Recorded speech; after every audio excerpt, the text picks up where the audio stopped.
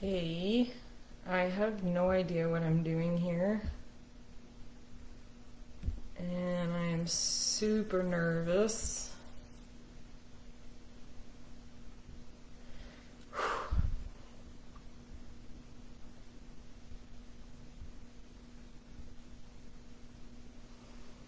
Okay, I think I'm on here. So I'll start with saying the purpose of me doing this. Well, I have so much to say, and I'm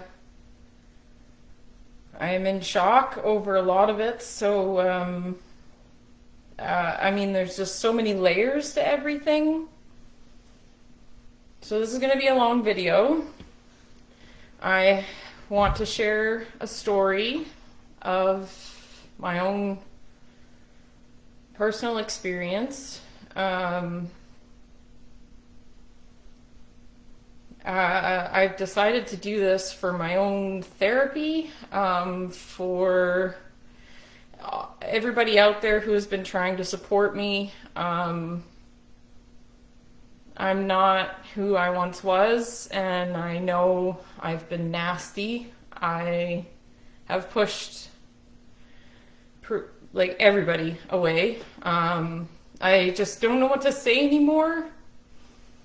I know that you want to support. I know you mean well, but I'm so hurt that I don't have the strength anymore to hear your comments and your one day at a time advice. I know. And I will be okay. But right now I am not okay.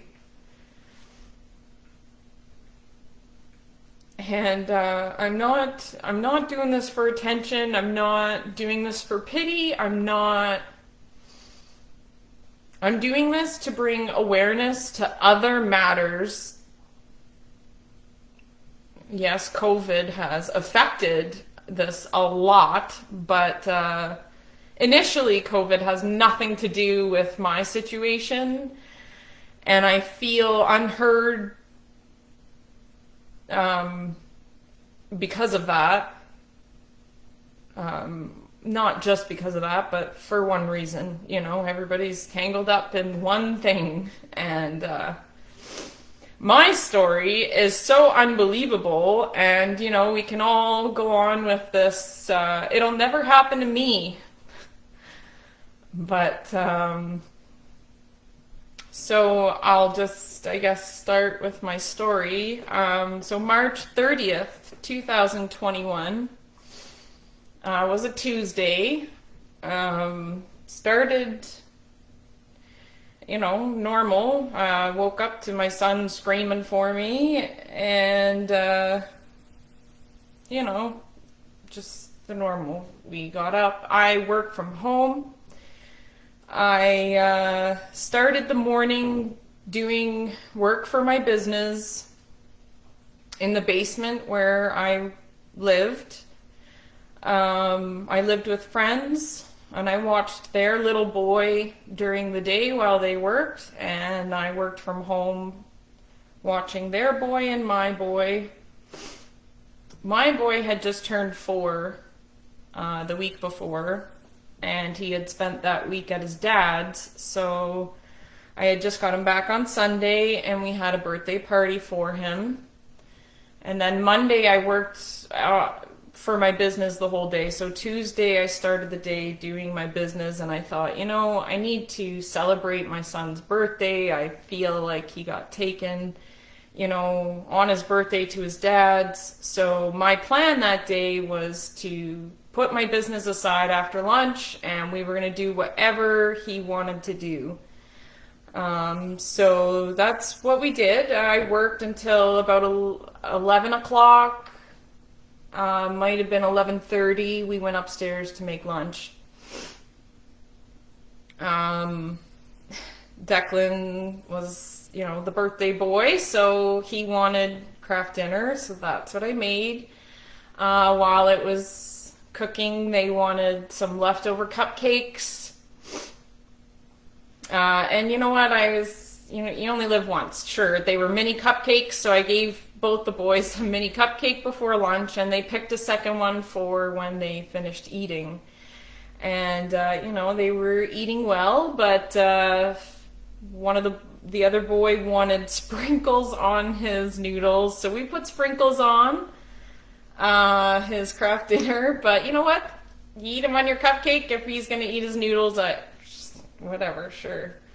Declan decided he wanted to watch The Grinch while we ate, so we put The Grinch on TV. We were sitting at the kitchen table, and I kept hearing noises outside, and I just shrugged it off. It was March, things were melting. I just assumed it was the neighbor cleaning their yard, the spring cleanup. By the time the boys were almost done their lunch, the noise was too close. It was right against the house. We were sitting at the table and it was right outside the wall. So I got up, because there was a window there, I got up to open the blind to look out the window. But when I stood up, the window at that end of the table, I had the blinds open, and I see a man standing in our yard, like the backyard. It's like a patio area where the barbecue is, and the picnic table. And this man had his back to me. And I everything happened so quickly, okay? But there were so many thoughts that happened throughout the next long time. But, so initially when I saw this man, I see him, he's got his back to me and he's looking around the yard. I have the man door to the garage is open because we've got 2 dogs at the house and, it's nice weather, so they go in and out. And I'm thinking he's scoping the place to steal something, so I just don't think. My instinct is just to let this guy know that someone's home, scram. So I got up from the table and I went straight outside. I was wearing my slippers. I was in my jammies. The boys were in their jammies. I went through the back door of the house. It's attached to the garage. I went through the garage. And before I reached the man door of the garage, this giant man was standing in the doorway. He was huge. He filled that doorway. And this image haunts me.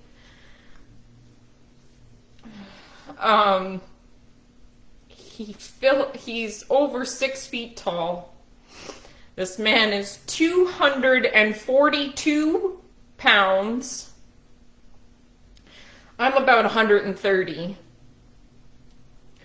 So he's standing outside the door. He has not yet entered the property. And I'm inside the garage and I immediately could sense, something's off. First of all, I thought he would scram faster than a jackrabbit once he saw someone was home, but he just stood there looking through me, like right past me, just standing there. And I'm, what are you doing here? Who are you? Are you lost? I'm getting... I don't even know what to think. I mean, I figured he's lost, but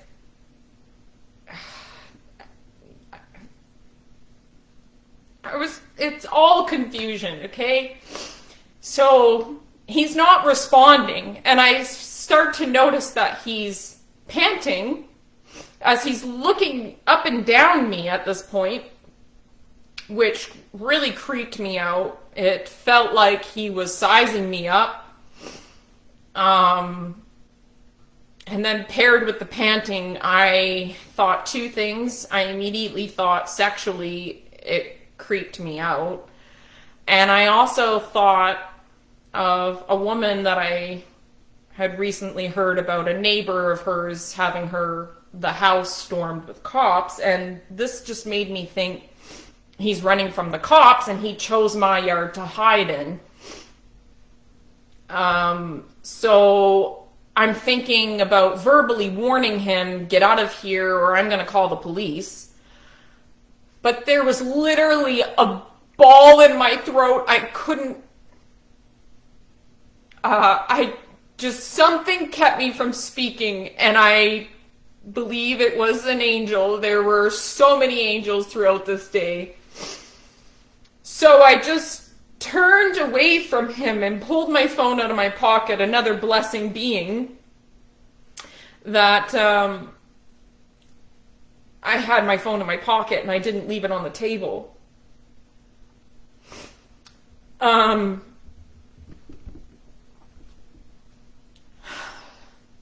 Pulled my phone out and I opened 911, and for some reason I thought she was going to tell me to hold, but she asked me the address of the emergency, and I know I said it clearly. I know I said it right, and I had the phone to my ear, and I know I clearly said it.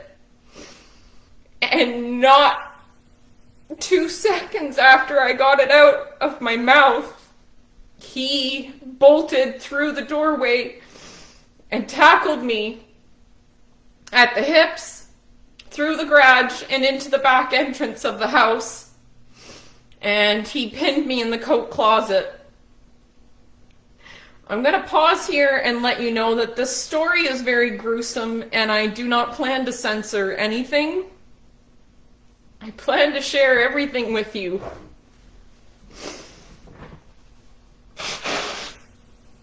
I am in shock, and I don't know what to think. I don't know what to make of this.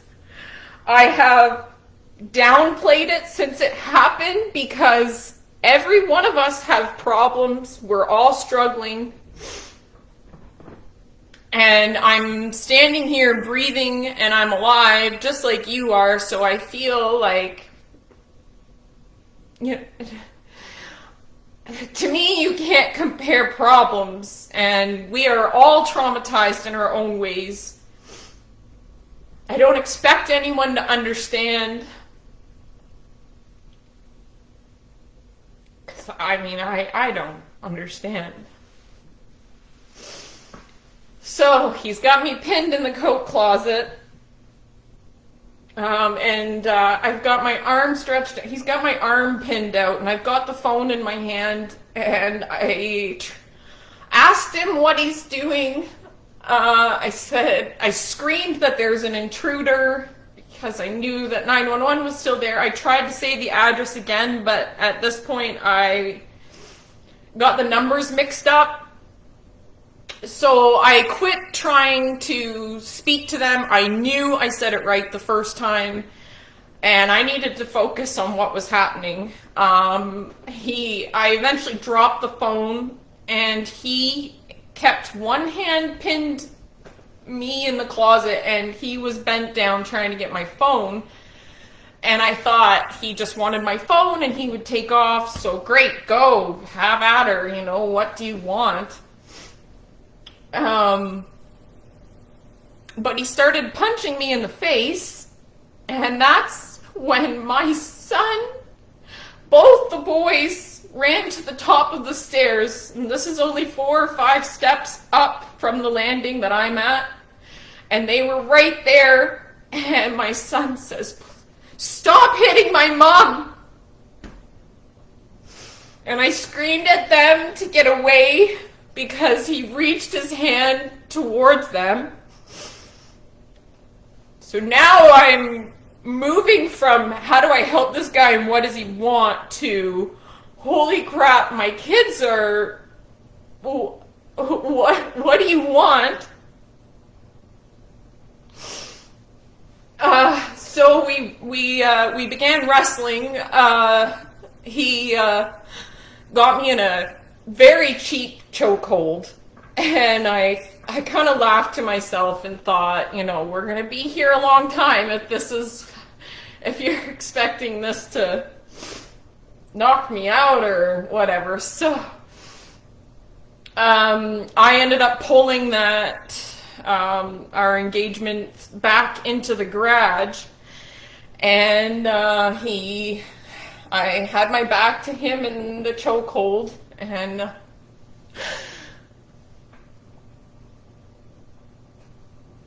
he ended up sitting back into the lazy boy, which grosses me out that I was sitting in his lap.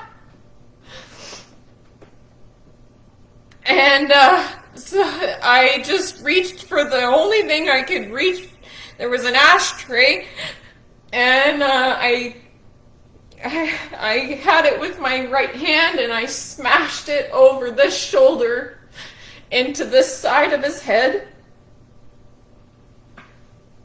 And that's when he woke up. That's when his eyes lit up. And I could tell I was in trouble. He was angry that I had hurt him. I think he was angry all along that I had been putting up such a fuss. I mean, I had been asking him all along, what do you want? So how can I comply if I don't even know what it is that you want? But it was at that moment that, from him sitting in that chair, I got out of his lap, and I tried to stomp him in the nuts, but he was wearing this huge parka coat that went nearly down to his knees, and this damn coat, I cursed this coat. And anytime I see someone wearing a coat like that, I definitely think of him. So my attempt at his nuts was useless, and he got more angry, and he saw on top of the fridge was a block of kitchen knives. We're still in the garage. This is the fridge in the garage. I have a dog. The other family that lives here has a dog, and both of them were going crazy. Their dog was yanking on his arm. And my dog was actually yanking on my pant leg. The stupid coat protected him from everything. But when he saw those knives, I knew that he was serious. He was so empty and just like la-ti-da before this. There were flames in his eyes, and they were fixed, and I screamed when I saw that he was looking at the knives, and I said, "No, you'll kill me." And he got up, and I tried to push him down. There were some things in the garage leaning against, like shovels. There was a fire poker. I considered grabbing as a weapon, but I was more afraid of him overpowering me than him having this fire poker. So when I shoved at him, which was useless, I mean, he's a giant, he fell into the fridge, knocking the block of knives to the floor, and I ran out of the garage, because what? I ran out of the garage. I didn't take 3 steps away from that door when I realized that my boys were in the house. I whipped right back around, and I went through the garage. He wasn't even in the garage anymore. He was in the landing in the house. And I mean, I had to get the boys. I was afraid that he would close the door and lock me out. And then what? So I went straight into him, and he had a large knife. One of the knives, not a chef's knife. A chef's knife is pointed. This was a large knife where the tip was rounded at the tip. Thank God. So he had that knife, and we engaged in the stairway. I kept asking him what he wanted, but he never, ever spoke. We wrestled a lot, but he was large, and he flailed that knife. He got me in the head, I don't know how many times, all through my hair. He took jabs at my ribs, and all I could think was that he was going to puncture a lung and I'm going to drown in my blood.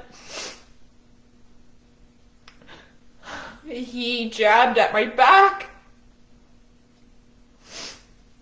He just flailed everywhere, just trying to get me. But his main target at this point, he was going at my head. And I finally got a hold of the knife with my left hand. Of course, it was the blade. But it was way better to hold that blade than to get stabbed in the lung.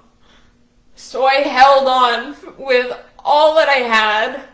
I remember he looked at me and blood was dripping on the carpet, and I was thinking, oh, holy crap, Melissa's gonna be so upset. I gotta get this cleaned up before she comes home. So silly. He looked at me when I was holding that blade, and I looked at him, and I was thinking, man, if you think I'm gonna let this go, you got another thing coming. And sure enough, he pushed down on that knife, glaring at me like he was gonna win, and I definitely glared back at him thinking, I ain't letting this go. I definitely watched it slice into my fingers. But he broke the handle off the blade, trying to get it out of my hand. So as soon as we were free in that sense, I thought, we're on, game on, man. Like, you went nuts on me, so it was embedded in my left middle finger particularly, but it was embedded in my hand, the blade. And I just started going at his head, and I would just go with both ends of it. I have no idea what the end looked like where it broke out of the handle, but I didn't care. I mean, just hurt the guy, hurt him. So I did the same thing, and I just went at his head. But he finally got a hold of my hand, and he squeezed my hand, and of course, squeezing it against the blade, that made me let it go. He was determined, of course, to get the knife again, so he was fumbling down at the ground, trying to get that. So I charged up the stairs. I screamed at the boys to get out of the house. I had been screaming that, but I knew they couldn't get out because we were in the way of the back door. And the front door is so hard to open. Even I curse it every time I had to check the mail or whatever. So I got away and I ran from up the stairs through the side of the kitchen to the front door to try to open the front door. But I knew he was right behind me, and I was afraid of getting pinned in that small space, so I didn't even fuss with the stupid door and the lock. I got out of there so I wouldn't be trapped. I saw that one of the boys was hiding behind the couch while the Grinch was playing on TV. The other boy was in the toy room, going through his toys.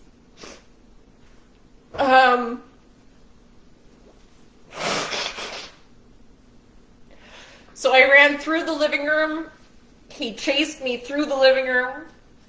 I looked at the TV, seeing the Grinch, and I thought, man, this is just like on TV. He's gonna kill me in my house. You know, we got into the kitchen and dining room. He tackled me into one corner, and we wrestled there for a while. I was so thirsty. I even looked at the table to see if my cup of water was there, if I could sneak even a sip. But it was just birthday cake and lunch.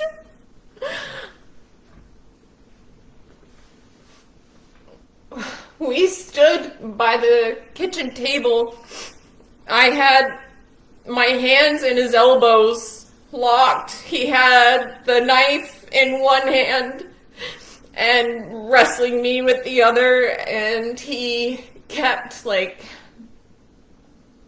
I don't know if he was zoning in and out or just taking a break, but I was so grateful because he was huge. And we stood there for a moment, and I watched his blood drip a puddle onto the floor, and I thought, oh, thank God, hopefully I've injured him enough that he will pass out soon. But then he wrestled me to the floor. I was on all fours, and this, I mean, it was an out-of-body experience. I can't tell you how many thoughts I had in that short time. I thought of several people in my life and where they thought I was with the relationship. You know, some people, of course, we had a fight recent. And I just kept thinking, you know, like, this isn't how I want to leave them. There's so much I want to say.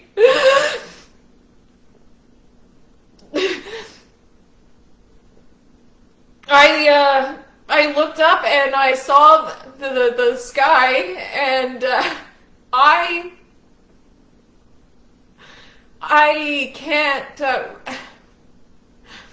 really describe it. It was like, it's not a sense of peace, but just an acceptance that I'm going to die today. This is how I'm going to die. And then I thought, well, what about the boys? And then I got this huge blow to my forehead, and it was the biggest knock I have ever.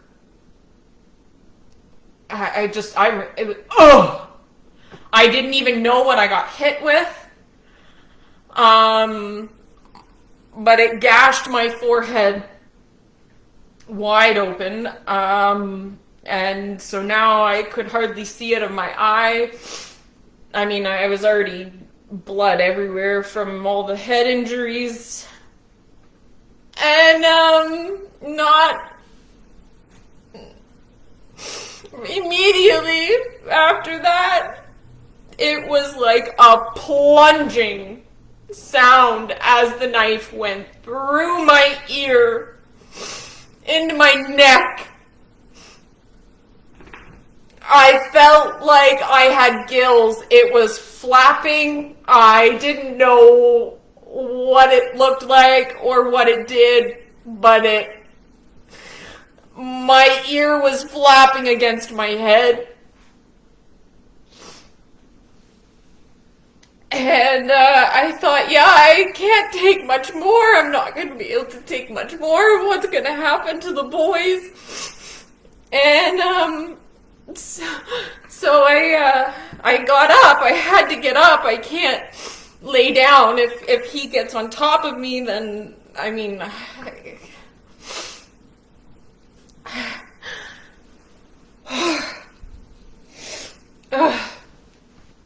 So I got up, and he was by the stove in front of the sink, and I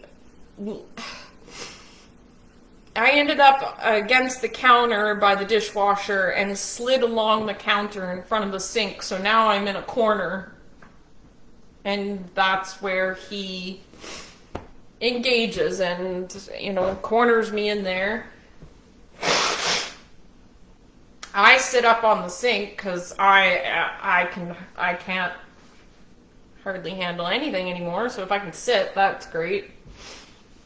So I sat up on the edge of the sink, and he was punching me in the side of the head. And now, of course, we're in the house now. So, of course, there's a whole set of kitchen knives right there beside the sink.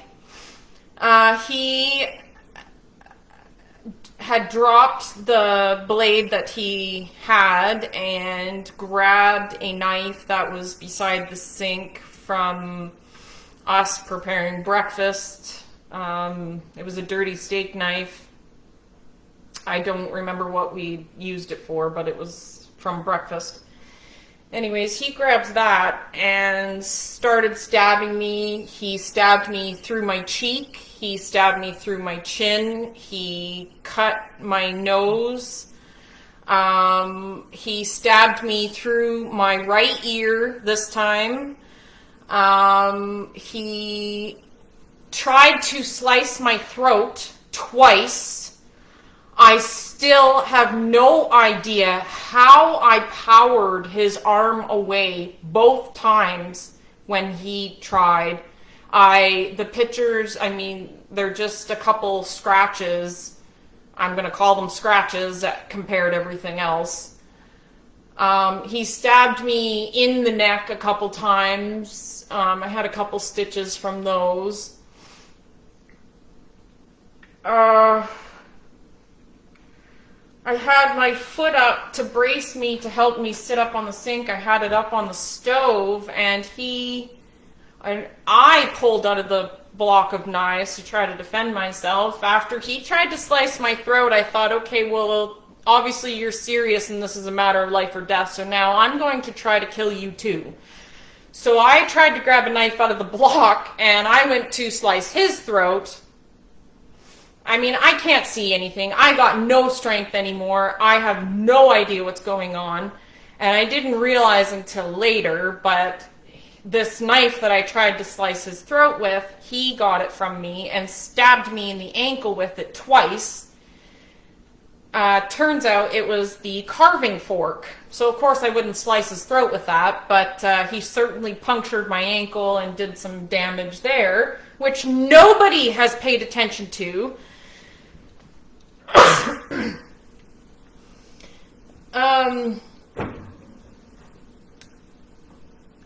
So I'm not sure how long I'm up on the sink. I got a hold of a paring knife. I believe it was a paring knife. And I slid down off the sink onto the floor. So he's still right against me. I'm still in the corner. And he's right there, but I've slid down onto the floor, and I tried to, his pants were at his ankles, and this is the first that I realized it. I was very confused, but I immediately jabbed the knife up, trying to stab his nuts. He immediately pushed his coat down again, that stupid coat. He was able to hold me down low enough. So I think I dropped the knife or something. Anyways, I grabbed a hold of his nuts and I yanked. And that's the first and only time that he spoke. He said, "No, no." And I thought, yeah, of course you say no now. The only reason I let him go is because he had a knife and he was using my back as a pin cushion to get me to let him go, which worked. So immediately from there, I crawled on all fours and I ran down the stairs and I ran through the garage, out of the garage. I started screaming for help. I noticed a couple times throughout the fight that I wasn't screaming at all, and I'm not even asking for help. Like, so once in a while I would kind of wake up and start screaming for help, but anyways, I got out of the garage and I started screaming. I thought I was gonna die. I just would rather die in the street where someone's gonna run me over rather than in the house where he's going to close the door and no one knows anything's wrong until someone comes home from work in, say, 4 hours. And now what has he done to the boys during all this time? It still makes me very sick to think that I left him in the house with the boys, but I don't think about it because nothing happened. And there's just too much else to think about. So I get out the garage, I scream for help as I'm running along the side of the garage, and I get to the gate. I had totally forgot that I called 911. But as soon as I reached the gate, there were 2 officers coming from the back. And I said, he's still in there, my kids are in there. And they ran right past me. They didn't even stop. They didn't look at me, and I didn't want them to go get this prick. And so I laid down on the sidewalk. I figured I haven't passed out yet. Now would be a great time. I knew even if I did pass out at this point, at least help is there, and I'll wake up in the hospital and everything will be okay. But I never ever passed out. I laid on the sidewalk for a very long time. It seemed there were so many people that would just run right by me. So many boots run right past me into the backyard. I heard immediately when I laid down, the 2 officers that had gone in the yard, I heard them yell. And I heard a shot. I knew it wasn't a gunshot. I don't have experience with taser, but I figured it was the taser. And yeah, all these boots kept running past me as I laid there bleeding on the sidewalk. But I'm not saying that in a complaint. It's just there were a lot of people, and a lot of them just went right by and into the house, into the yard, and it was chaos. And finally, someone comes to kneel next to me and say they're here to help, and I'm just so thirsty. Just give me a drink of water. I'm spitting blood out the side of my mouth. I can't even swallow it anymore. I just want water. Just give me some water. Yeah, we're gonna get you all hooked up. We're gonna get you a drink. We're gonna give you a drink through your veins. Okay, great. Do it, please. I'm dying. More and more people came to take care of me. They were asking me where I hurt, and I kept saying my ankle. Man, my ankle. Nobody paid attention to the puncture wounds. Everything else seems so obvious. I mean, so they pretty much stripped me there on the sidewalk, looking to make sure all the wounds were, looking to see if my neck, they kept asking me if I fell. I'm pretty sure I twisted my ankle on the stairs, but I'm like, I don't know if I fell, but I'm stabbed everywhere. They put me in a neck brace, and they put me on the stretcher into the ambulance. It's okay, bud. Shh. Shh. That's good. So we're in the ambulance. I'm just going to tell you the whole story. I got no shame. I had to shit. I had to poop. And they said, you do what you got to do, dear. And I'm so grateful to say that passed after I had permission to do what I had to do. But yeah, that was horrible. I was apologizing to them because I was... Stop, Jack. I was, it was my time of the month, so I was apologizing for that. I mean, I'm blood everywhere. Like, who cares about that? They went through some questions and such. I just remember someone coming in the back of the ambulance and reporting that they were estimating 3 liters of blood loss throughout the crime scene, from the driveway all through the house. That's what they were guessing. Obviously not all mine, but I can tell you most of it was.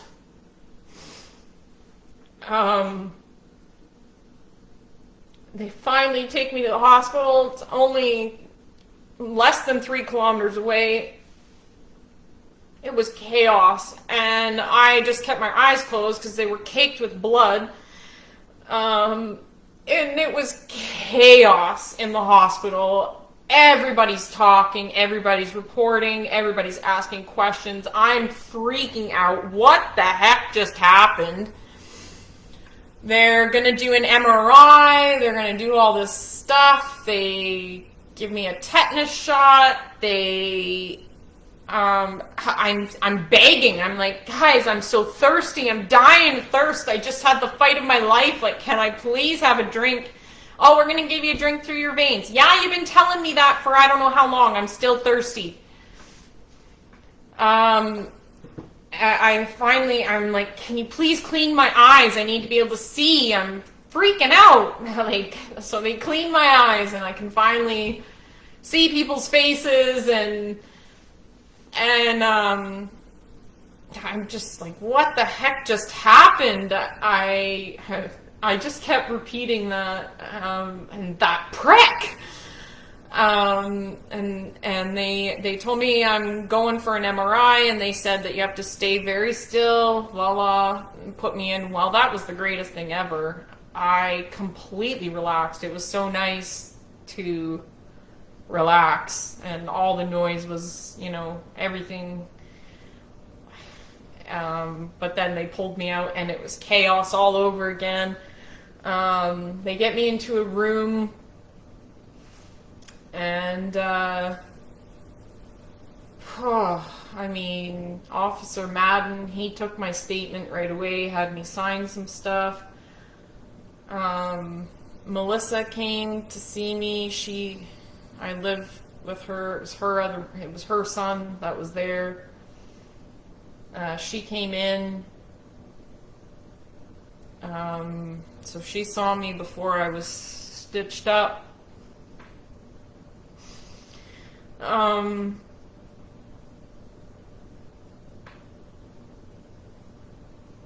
All the officers kept calling me a hero. They said that this guy was well known to them, and that we got him off the street, and that he was going to hurt someone.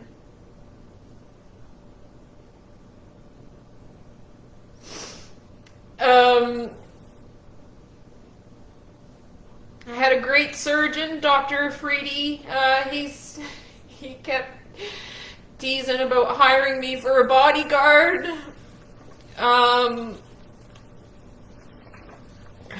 quit.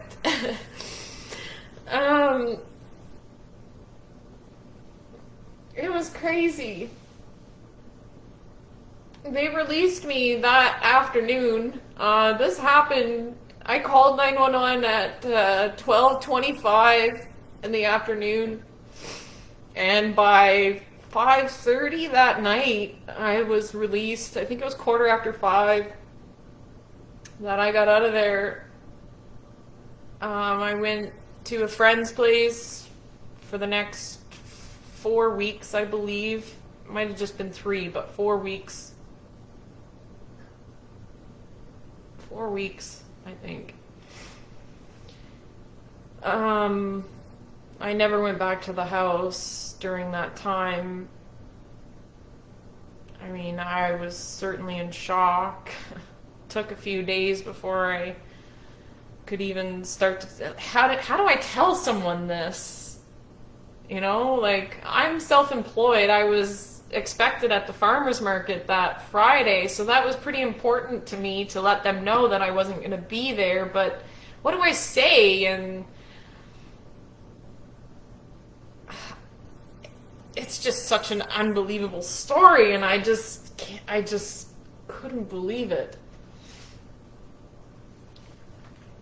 So that's what happened.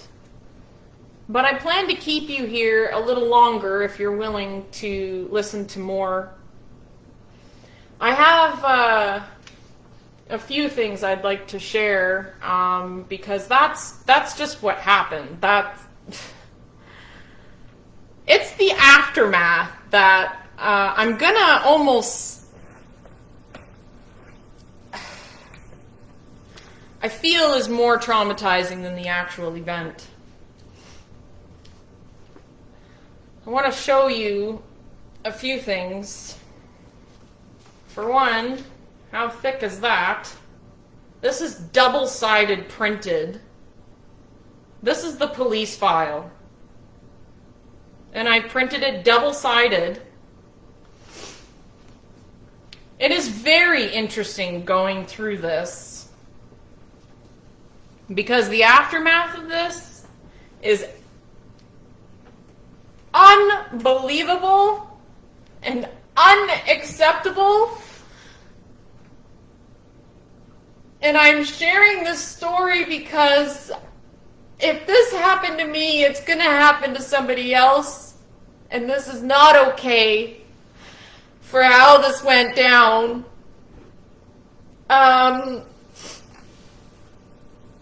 I think I'll just start here. I'm going to read you a very quick... This is a letter that I've been passing out since September. I pass it out to anyone that I notice is giving me an eyeball or whatever, because as this situation has nothing to do with COVID, obviously leaving my house, everything has to do with COVID. I do not wear a mask. My ear was cut off my head and reattached. I'm not wrapping straps around my ears. I absolutely have more reasons than just that for not wearing one. But if that can't be the most obvious excuse, I don't know what is. So I obviously stand out because I won't comply. So I hand this letter out to every business I go to. I leave it with them. I hand it to any snarling customers I pass. And anyone willing to take it from me, and I don't even care what you do with it. I hope it gets passed around. I don't know what my point is. But this is the letter that I pass out. Dated September 2021. Dear friends and shoppers, as we move into the fall season and a new set of restrictions for Alberta, it's important that we maintain mutual respect and understanding. To this end, I put forth the following for your consideration. I am aware of the protocols in place regarding COVID-19.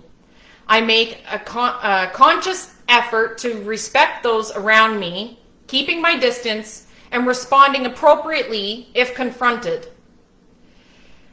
I understand that the least interaction we engage in, the safer we navigate our lives. Human beings are unique from one another. It's a beautiful thing. We have varying degrees of strengths and weaknesses. We are social creatures, relying on others to help fill where we lack. With these things in mind, please accept this kind reminder that a person not wearing a facial covering might have good reason for exemption. Post-traumatic stress disorder, prone to social anxiety, asthmatic or respiratory issues, autistic or other sensory disorders, and many other valid reasons to consider. My situation, my mental health, my medical reasons for not wearing a facial covering are personal. However, I freely share with you a little bit of my story. On Tuesday afternoon, not long ago, while I fed lunch and leftover birthday cake to two little boys, both under 4 years old, a large man forced himself into my home. He attacked me and attempted to rape me at my kitchen sink while these young boys stood in pools of my blood, unable to process what they are witnessing. I was stabbed repeatedly in the ankle, torso, neck, face, and head. One blade came within a millimeter of cutting my jugular. I thought I was going to die in front of my son that day. Miraculously, I am still here. Countless stitches to countless wounds, yet I continue to suffer long-term from extensive muscle and nerve damage in my ears, neck, jaw, and hands. After all this, the boys and I are often singled out and pressed about facial coverings while our attacker was released only 7 days by order of the Crown. Walks about freely. Yes, walking, eating, shopping beside you and your children. Harassment about masks feed the panic attack I am suppressing. Dismissal of my exemption feels like another assault. Please, let's all use gentleness, understanding, and respect concerning an individual's exemption. Signed, a concerned single mom. I don't know what that's accomplished, but I've been grateful with the feedback. I've had a lot of people thank me for sharing that.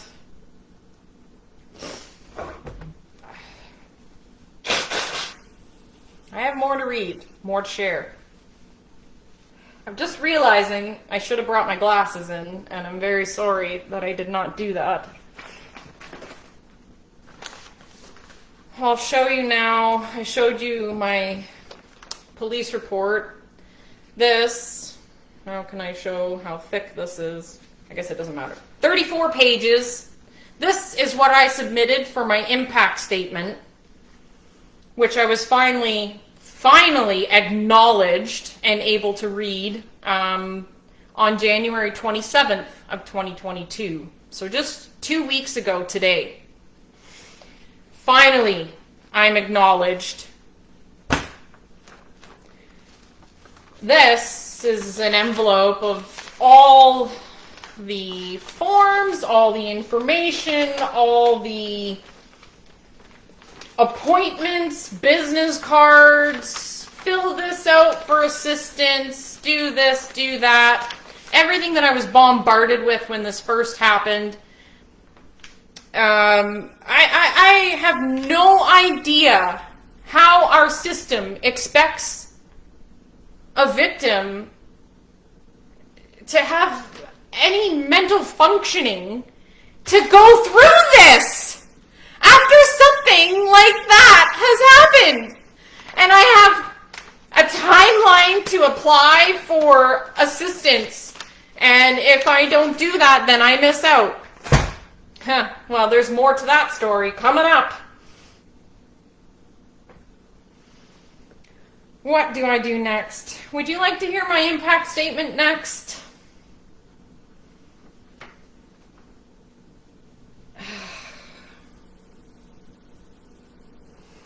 I don't even know what's going on here. I hope this is working, and I don't have to do this again. I'm doing this because a lot of you care and you're trying to help me, and I'm pushing you away because it is too much for me to explain over and over And there is so much to it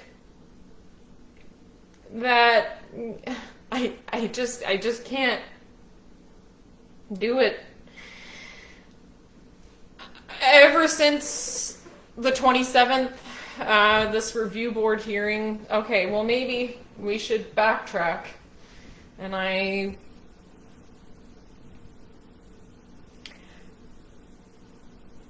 as you heard from the letter, the Crown released him 7 days after he nearly killed me in my kitchen. They let him go home to mommy and daddy. They told me that they were looking at deeming him NCR. NCR stands for not criminally responsible. Ugh. This man was 30 years old, and he forced himself into my yard and relentlessly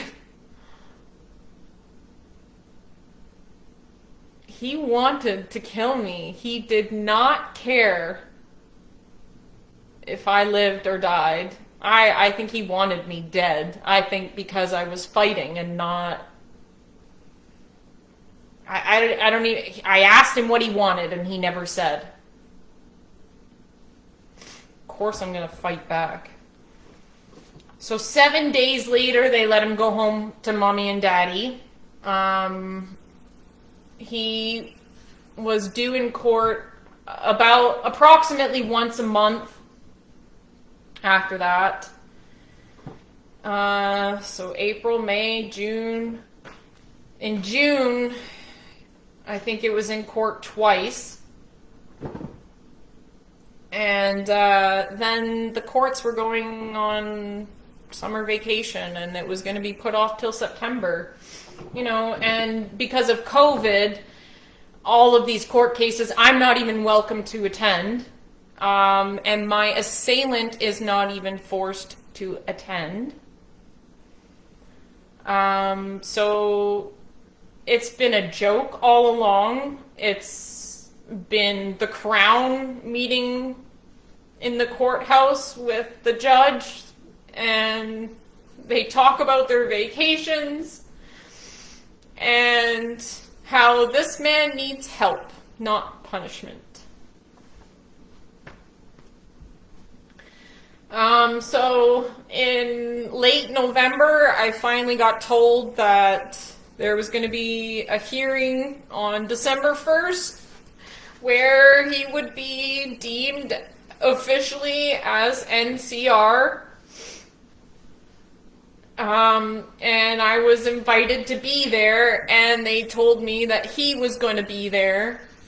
So yeah, I'm going to be there. I had to see him. I didn't know what to expect, but I knew I needed to stand tall and look him in the eye. I wanted to see what his eyes told me again, because I'm being told that he is not criminally responsible due to his mental disorders. I am well aware he wanted me dead, and I was in my own home. He forced himself into my yard. I did nothing to entice him. You know, this man should not be wandering the streets. But only 7 days after he does this, they let him wander the streets again. Home to mommy and daddy, where he's safe and taken care of.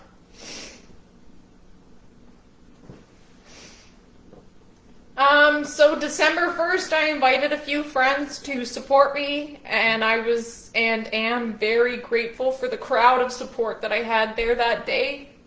It felt great. And of course, the judge deemed him not criminally responsible. So this is officially not even going to go to trial. I don't know if the judge and lawyers even looked at me or my pictures or my statement or anything. It feels like right from the start, this guy got a lawyer and all they look at ever since is he's mentally disabled. How do we help him?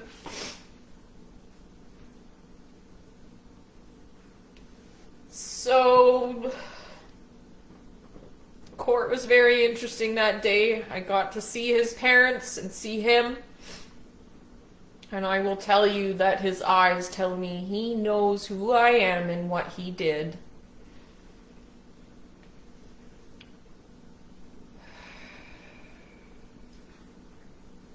He might not have full recollection, but he knows.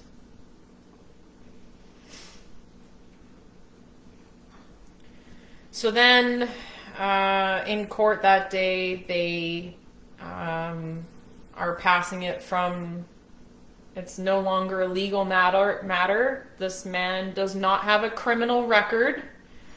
That was another reason I was told he was let go, because he has no prior, he doesn't have a history of violence. And he still doesn't have a history of violence because they excused him for it.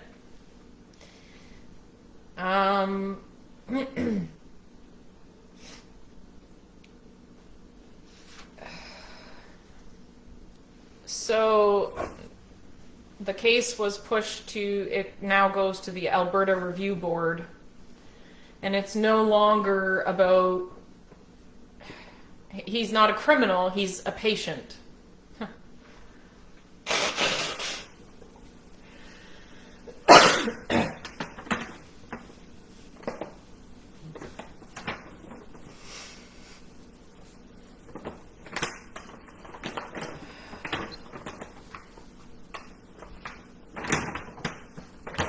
I don't know what order to do everything I want to do. I'm going to read you my impact statement, I think. And then I have a few things I'm going to show you. So, this is my impact statement, and you must understand that there are guidelines and things that I cannot say in my impact statement. I'm not allowed to talk about the crime. I'm not allowed to suggest that he wasn't charged properly, which I do not suggest it. I state it. Perhaps I could find for you here the list of charges that he faced, because they're kind of a joke. Well, the whole thing's a joke. Don't forget that. The whole thing is a joke. I'm very angry, so I have all kinds of responses. Sometimes I make very rude jokes. Sometimes I'm very angry and I'll bite you, and I know you don't deserve it, but I'm just in shock and I don't know what to say. So he was charged with aggravated assault, assaulting a peace officer, break and enter, possession of a dangerous weapon in public. Okay, so aggravated assault, yeah, absolutely. Assault, yeah, absolutely. Assaulting a peace officer. So apparently, when the officers got to the yard, he was coming out of the house when they got through the backyard, and he had the knife in his hand, and of course they asked him to drop it. Well, he threw it at one of the officers and hit the officer in his leg. So they charged him for assaulting a peace officer. Possessing a dangerous weapon in public, even I argue that, because he wasn't carrying a weapon. He used my kitchen knives. Jesus. I I thought that there was assault on a minor, because there's more to the story. Now that was my story. Do you want to hear what happened just a few minutes before he assaulted me? I won't say names, of course, and I hope this is okay. I won't. So a young boy, he was 12 at the time.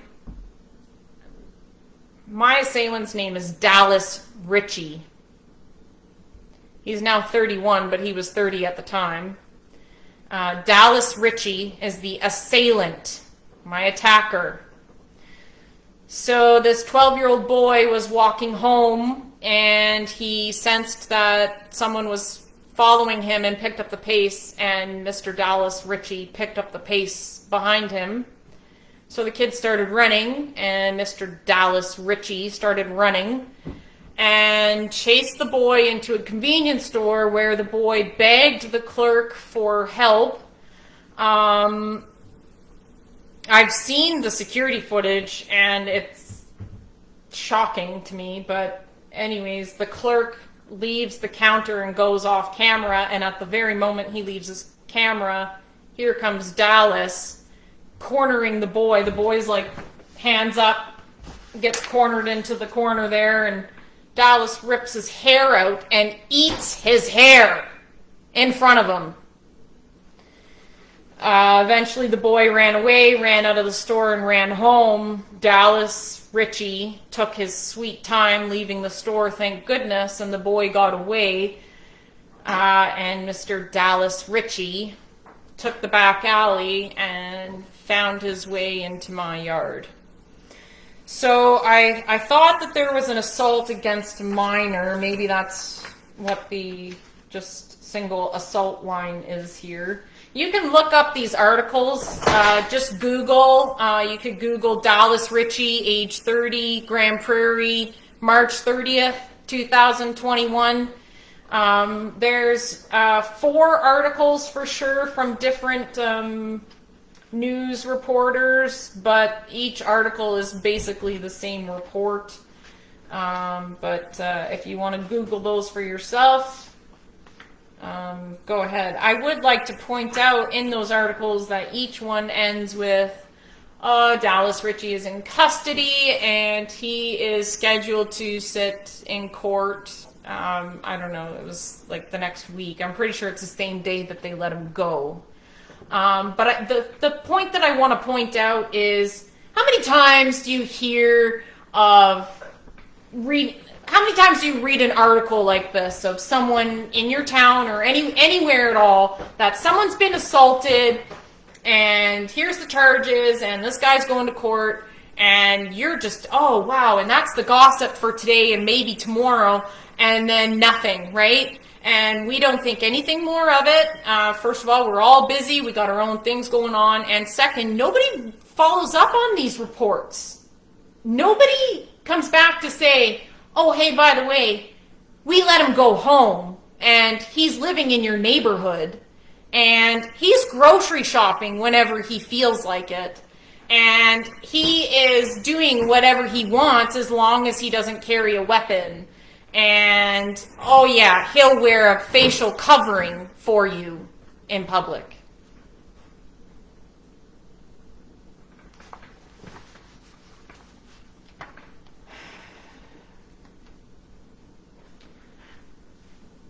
My point is, I'm not the only victim. And now that I am the victim and I read these reports and I see how inaccurate they are, he should be charged with attempted murder. He should be charged with attempted rape. He should be charged with home invasion, not break and enter. There should be, I don't know anything about law. I'm not trying to pretend to know anything about law or how this works or how it should work. All I can tell you is it's wrong and it doesn't work. But there should be a charge for both of my boys and the effect that he has done to them. Because, yeah, they weren't physically touched, but do you think that these boys are going to grow up like your kid is? My son just watched me get stabbed repeatedly. He stood in my blood. He tells me all the time that I got your owies on my feet. And he means that he was standing in my blood. And I remember both the boys standing in the puddles of blood beside the fridge while I was pinned against the sink. And I would scream at them, "Boys, get out of the house. Finley, call your dad." I wasn't going to say his name. The other little boy has his own phone that hooks to the Wi-Fi, so he can call his parents anytime through the day. So I kept telling him to call his parents because, I mean, I needed help. And, you know, and I mentioned earlier that one of the boys was playing in the toy room when I ran through the living room. He was in shock, for one, but I believe he was looking for his phone because I was saying, "Call your dad." I knew it was downstairs in the basement because, like I said, I was working, doing my business down in the basement, so the boys were down there with me until we went upstairs to make lunch. And I knew his phone was downstairs from that time. But there was no way for him to get to his phone because we were fighting in the stairway. But even though I knew that they couldn't get out, and I knew he couldn't call his dad because we were blocking the exit and we were blocking the way down the stairs for him to get his phone, but what else do I say? I needed them to stay away. You know, I still see his arm reach out lunging for them, and I just think if he had got a hold of them and ripped one of them down the stairs or something, you know, there were so many angels there that day. A millimeter from my jugular. I don't like to look very closely, and I don't really want to get in close because it's gross to me and I don't like you to see, but there's a significant scar in my neck. In everything. My forehead is split, and my nose has a scar, the scar through my chin, my whole cheek, that side of my neck, scars over here. I have a scar under my breast on this side, and I have a scar under this shoulder blade. I have puncture wound marks in my ankle. There's so much repetitious stuff, and I'm really sorry. I know this is a long video, but like I said, there's just so many layers, and I have so much on my mind, and I've been pushing you all away because I can't wrap my head around it. There's just so much, and there's the story and the actual experience, and then there's the healing, and there's my aftermath. There's walking the boys through it ever since, every day, having those conversations with them. And then there's the legal background side of it that is just the biggest circus I have ever attended. It is utterly insulting. So insulting. I'm sorry if I lose track of where I'm at with things. I do see that people have made comments, so I'm going to read my impact statement. I can't do all of this at once. I will read the comments, and if you had questions, I will answer questions afterwards. I do hope you have questions that might help me get everything out. There's just so much.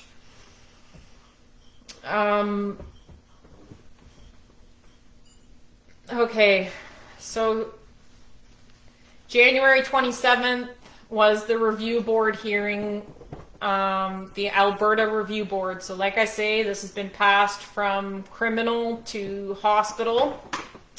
He is now a patient. So the Alberta Review Board consisted of, I think it was 5 people on the panel. There's like a judge, there's a lawyer representing Mr. Dallas Ritchie, there's his psychiatrist, There's a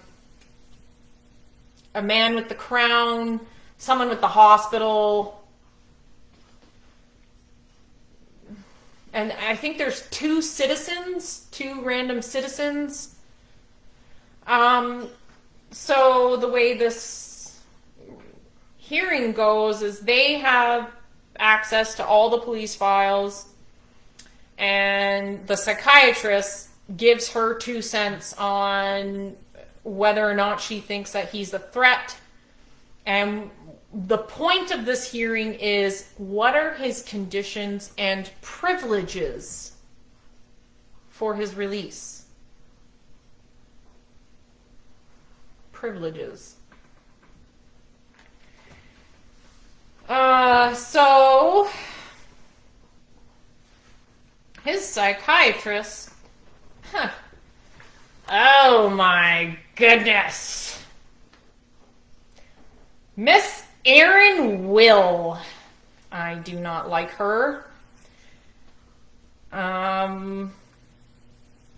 She is basing her evaluation of this aggressive assailant off 3 hours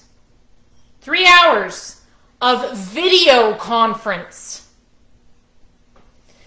This prick gets to log in from home and sit there and have her evaluate his schizophrenia while she decides if he's a threat to the public or not. Now, I'm going to tell you that when I have to go to an appointment, I gotta get up, get dressed, eat, get ready.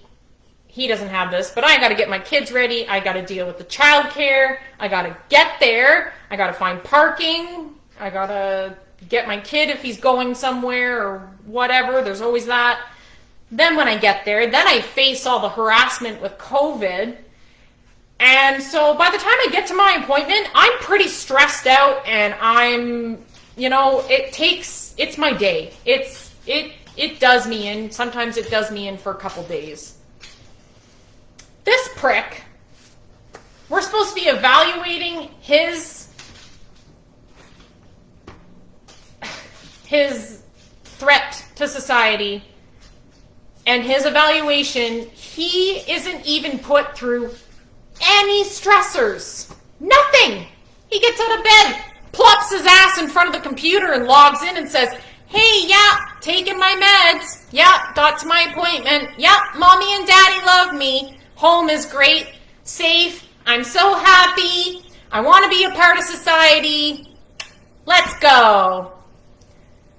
3 hours in total with only 3 appointments. Three times with a total of 3 hours out of the 3 times. She has decided that he deserves the most minimal requirements. That means this guy, he basically just can't carry a deadly weapon. The privilege that he's trying to get is to be able to travel and go shopping in Edmonton with his family. So,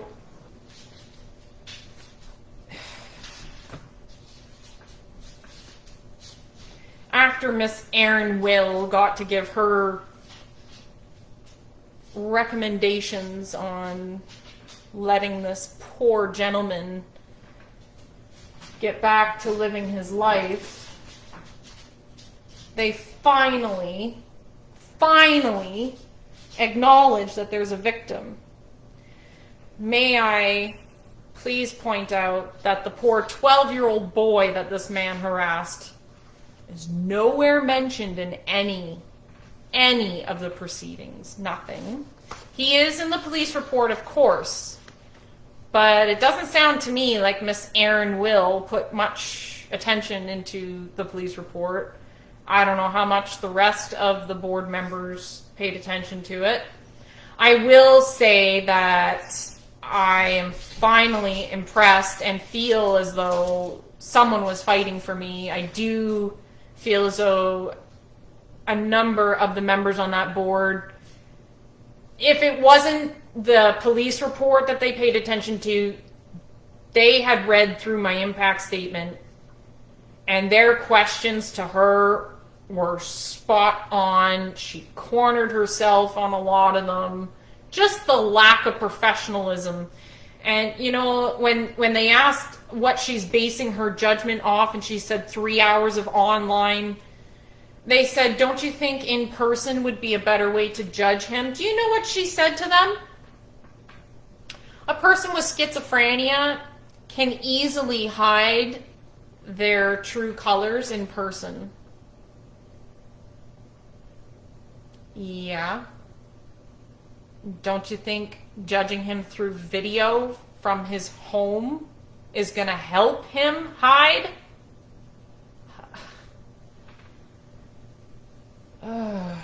And all of this is all the excuse of COVID, right? You know, nobody can meet face to face. Everything's through online. So me as a victim, I can see very clearly that it wouldn't have mattered if he had killed me or not. This is how this would have played out. He would have been released just like he is. They don't care.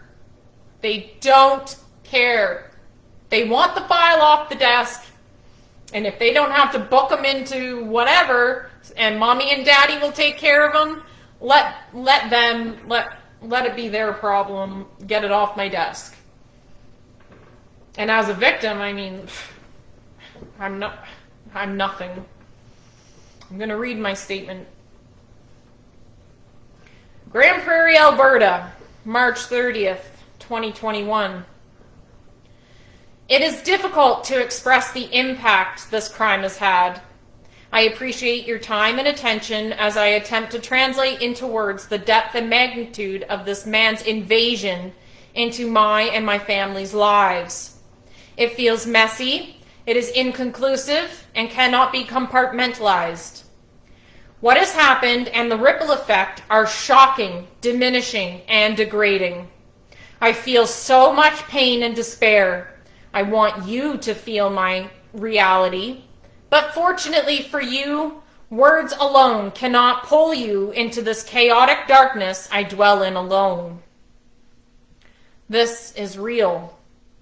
This is my life. I am a self-employed single mom. I work from home to raise my 4-year-old son. Home should be a safe place for me and my family. Where can we feel safe if not in our comfy pajamas in our own home? In my home, I was stabbed repeatedly in front of 2 innocent young boys. A violation that is seemingly bottomless, seeping into all aspects of my life and those around me. I am scarred physically and mentally and forever altered. This is real. This is my new life. As a result of the attack, I have scars on 7 of my fingers, my neck, below my left breast, below my right shoulder blade, my right ankle. I have significant scars on my left cheek, forehead, nose, chin, and both ears. These will continue to fade, but some will never go away. I must learn to cater to each painful limitation. I am beat up, broken, and abandoned. I feel like a rag doll stitched back together. My skull hurts. My skull. From the impact that gashed my forehead wide open. The area is so tender that a light breeze can trigger pain. I experience headaches regularly. I have extensive nerve and muscle damage to my face, neck, hands, and ankle. I have numbness in my left ear, left side of my neck, up my jaw, spreading into my cheek, under my chin, and my forehead. I have numbness in 3 fingers on my left hand and 1 finger on my right.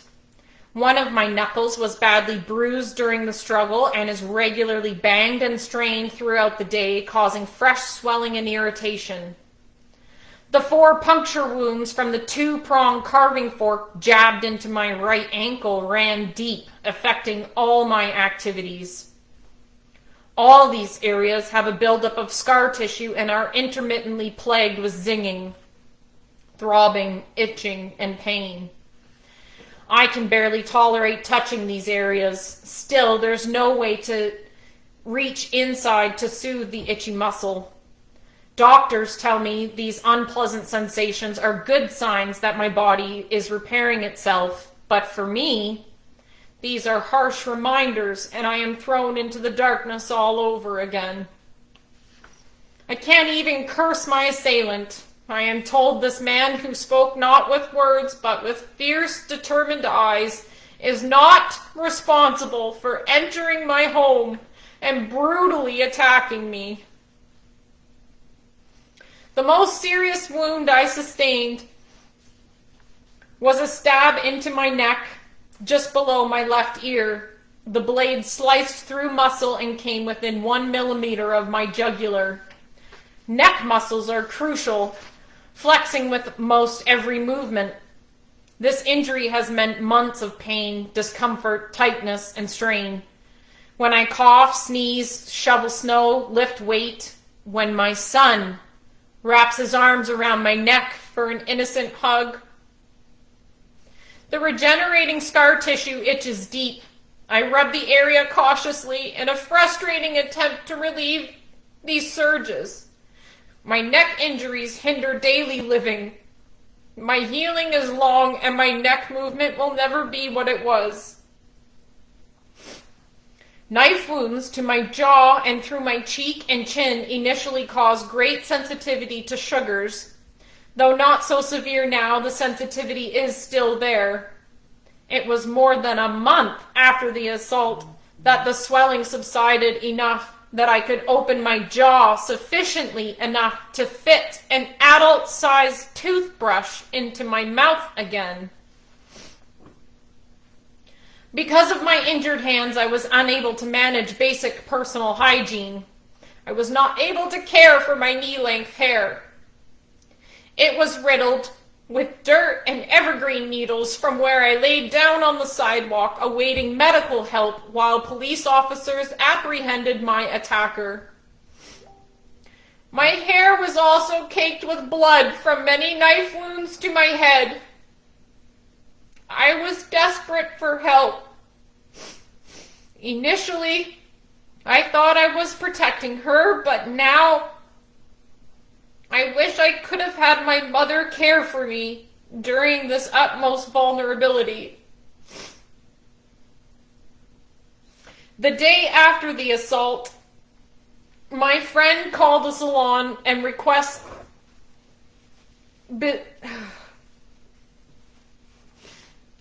My friend called the salon and explained my situation.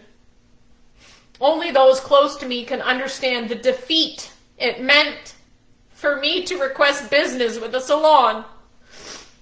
My hair is almost sacred to me, a definition of my identity, yet I was incapable of dealing with the mess myself.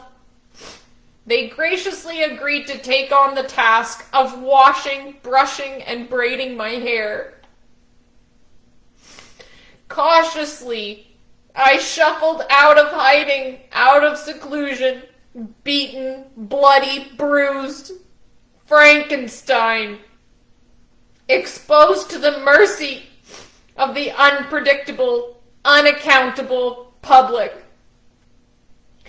I had to have several inches cut off as well so I could manage the length on my own. The tendon in my left middle finger was severed early in the attack. Fighting for my left meant using my hands to defend myself, unaware of the additional damage this may be causing. Multiple traumatic lacerations to left D2, D3, and D5. My quivering left middle finger required immediate surgery and weekly physiotherapy, where I faced regular harassment over COVID policies. I was freshly sewn back together and could not wear a mask over the gashes that crisscrossed my face and forehead, or my ear that was freshly sewn back together and reattached to my head. I still can't bend that middle finger, affecting everything I do. Grasping objects, opening doors, turning locks. My physiotherapist told me the tendon may require a second surgery to correct this, in turn requiring much more intensive physiotherapy and a long-term healing process. Without the surgery, it could be a lifelong disability. The finger throbs. Agonizing pain still flares through that tendon, through my entire hand, into my wrist and into my arm. It is a constant irritation and frustration. Pause here. Everybody's always got their one day at a time and you're doing so great attitude. I cannot tell you how difficult it is to keep pretending like life is great when everything I touch hurts in some way. I have to make sure I move my hand the right way so I don't hurt it. And it's not just this hand. Yes, this is the most injured finger, but this one and this knuckle, they are all constantly being re-injured every day. And I'm supposed to just put a smile on and let's go.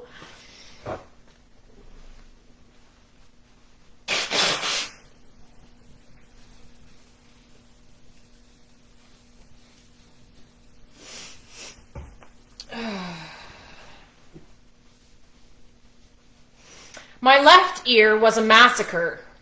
Witnesses thought a large portion of it was missing. I am grateful for my skilled surgeon. Still numb to my touch, yet highly sensitive, it suffers even from my own hair grazing and poking at the scar tissue and mending nerves. Try as I might to love myself, I prefer not to look too closely at Frankenstein's ear. Thankfully, my other ear was only stabbed once. Its threads are hidden within the folds of the cartilage. The lingering damage from that wound is not in the cartilage, but where the tip of the blade penetrated through my ear and into my scalp behind it. I am supposed to wear glasses, but they agitate the injury so much I prefer to go without as much as possible.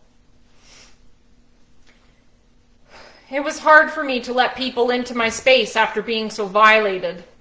I didn't like anyone near me. I experienced a hypersensitivity all over. My skin crawled. I could barely tolerate being touched, let alone poked and prodded. I couldn't stand anyone or anything close to my neck and ear. About a month after the attack, a nurse attempted to remove my stitches. Dried out and very irritating, they were catching on everything, interrupting my sleep. The nurse removed numerous threads from my scalp. She worked at the back of my head first. So I couldn't get in there.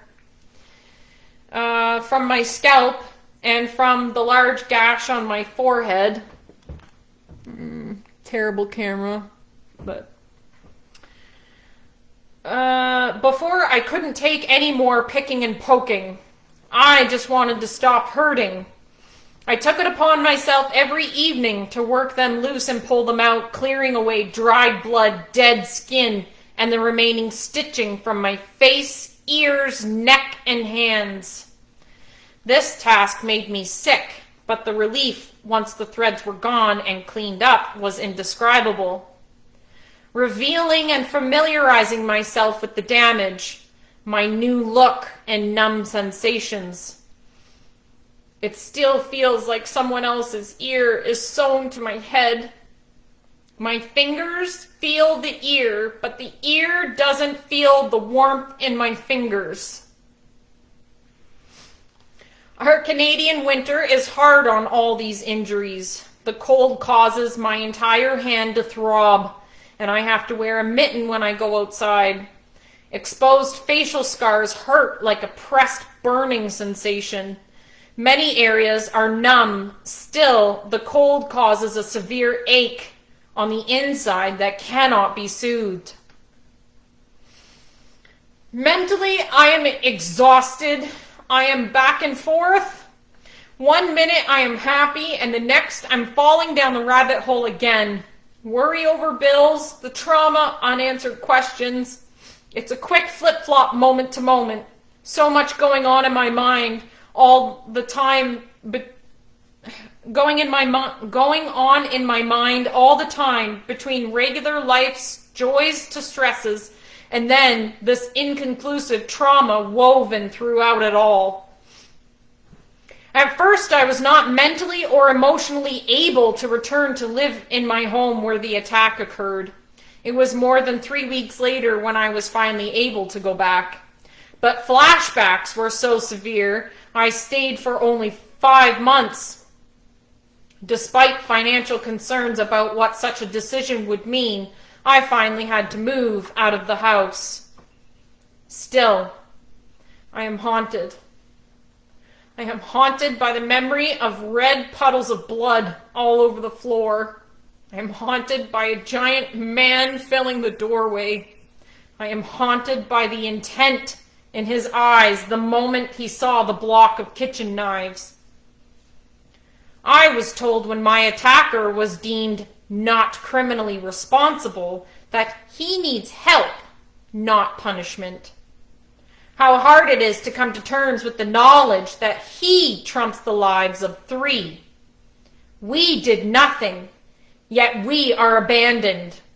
I cycle through over and over that after all he's done, he gets to walk away.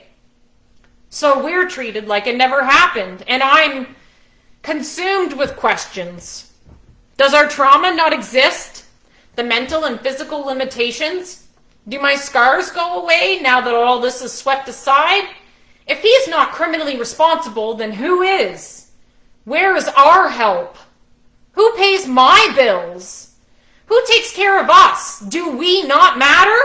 What price must we pay? Where is the accountability?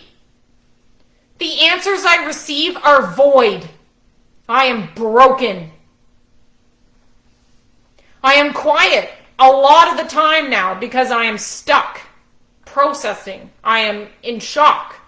I believe the shock is worse because there is no help for us. Help is only for the attacker. Our assailant receives the attention and care of our legal system. We, the assaulted, receive the lifelong punishment, suffering, physically, mentally, emotionally, and financially. This adult man aggressively forced himself through our gated property and sabotaged our sense of safety and protection when he exposed my son and his younger friend to intense, brutal, bloody horror and mass confusion. Don't I, the victim of this assault, deserve help? What about my young son? His maturity and development are tremendously altered. He and I are learning how to navigate through this unbelievable reality. He is 4 years old and supporting me when I fall apart. He deserves years of childhood innocence. Instead, he's taking on the role of the man of the house, closely monitoring my struggles, regularly checking in on me and my heart, offering his hand, comfort, and reassurance. I am tired of having to be strong. It's exhausting. When does someone take care of me? When and how do I get the time and space and resources to be able to break down so that I can begin to heal? This violation runs into my core. Explanations offered are vague, plunging me further into darkness. This is real. There is nothing for us. As a result, my feelings about the crime are mostly confusion. I can't explain what happened, why he did what he did, why did he pick my house, why me. I wonder what the outcome would have been if he had wandered into someone else's house instead. I do not own the house where we were attacked. Still, I do not appreciate that the address was made public in the news report. Everyone, including my attacker, can look up that report and find out where I lived. I was renting a basement suite from friends and was their live-in babysitter.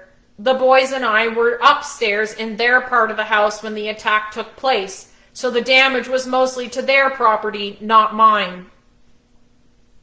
There were numerous repairs and replacements done. Replaced back entrance door, replaced the pantry door, replaced contents of the pantry, repaired a wall, installed lock on the outside gate, replaced the kitchen countertops, replaced everything that was on the kitchen countertops, like the coffee maker and set of knives.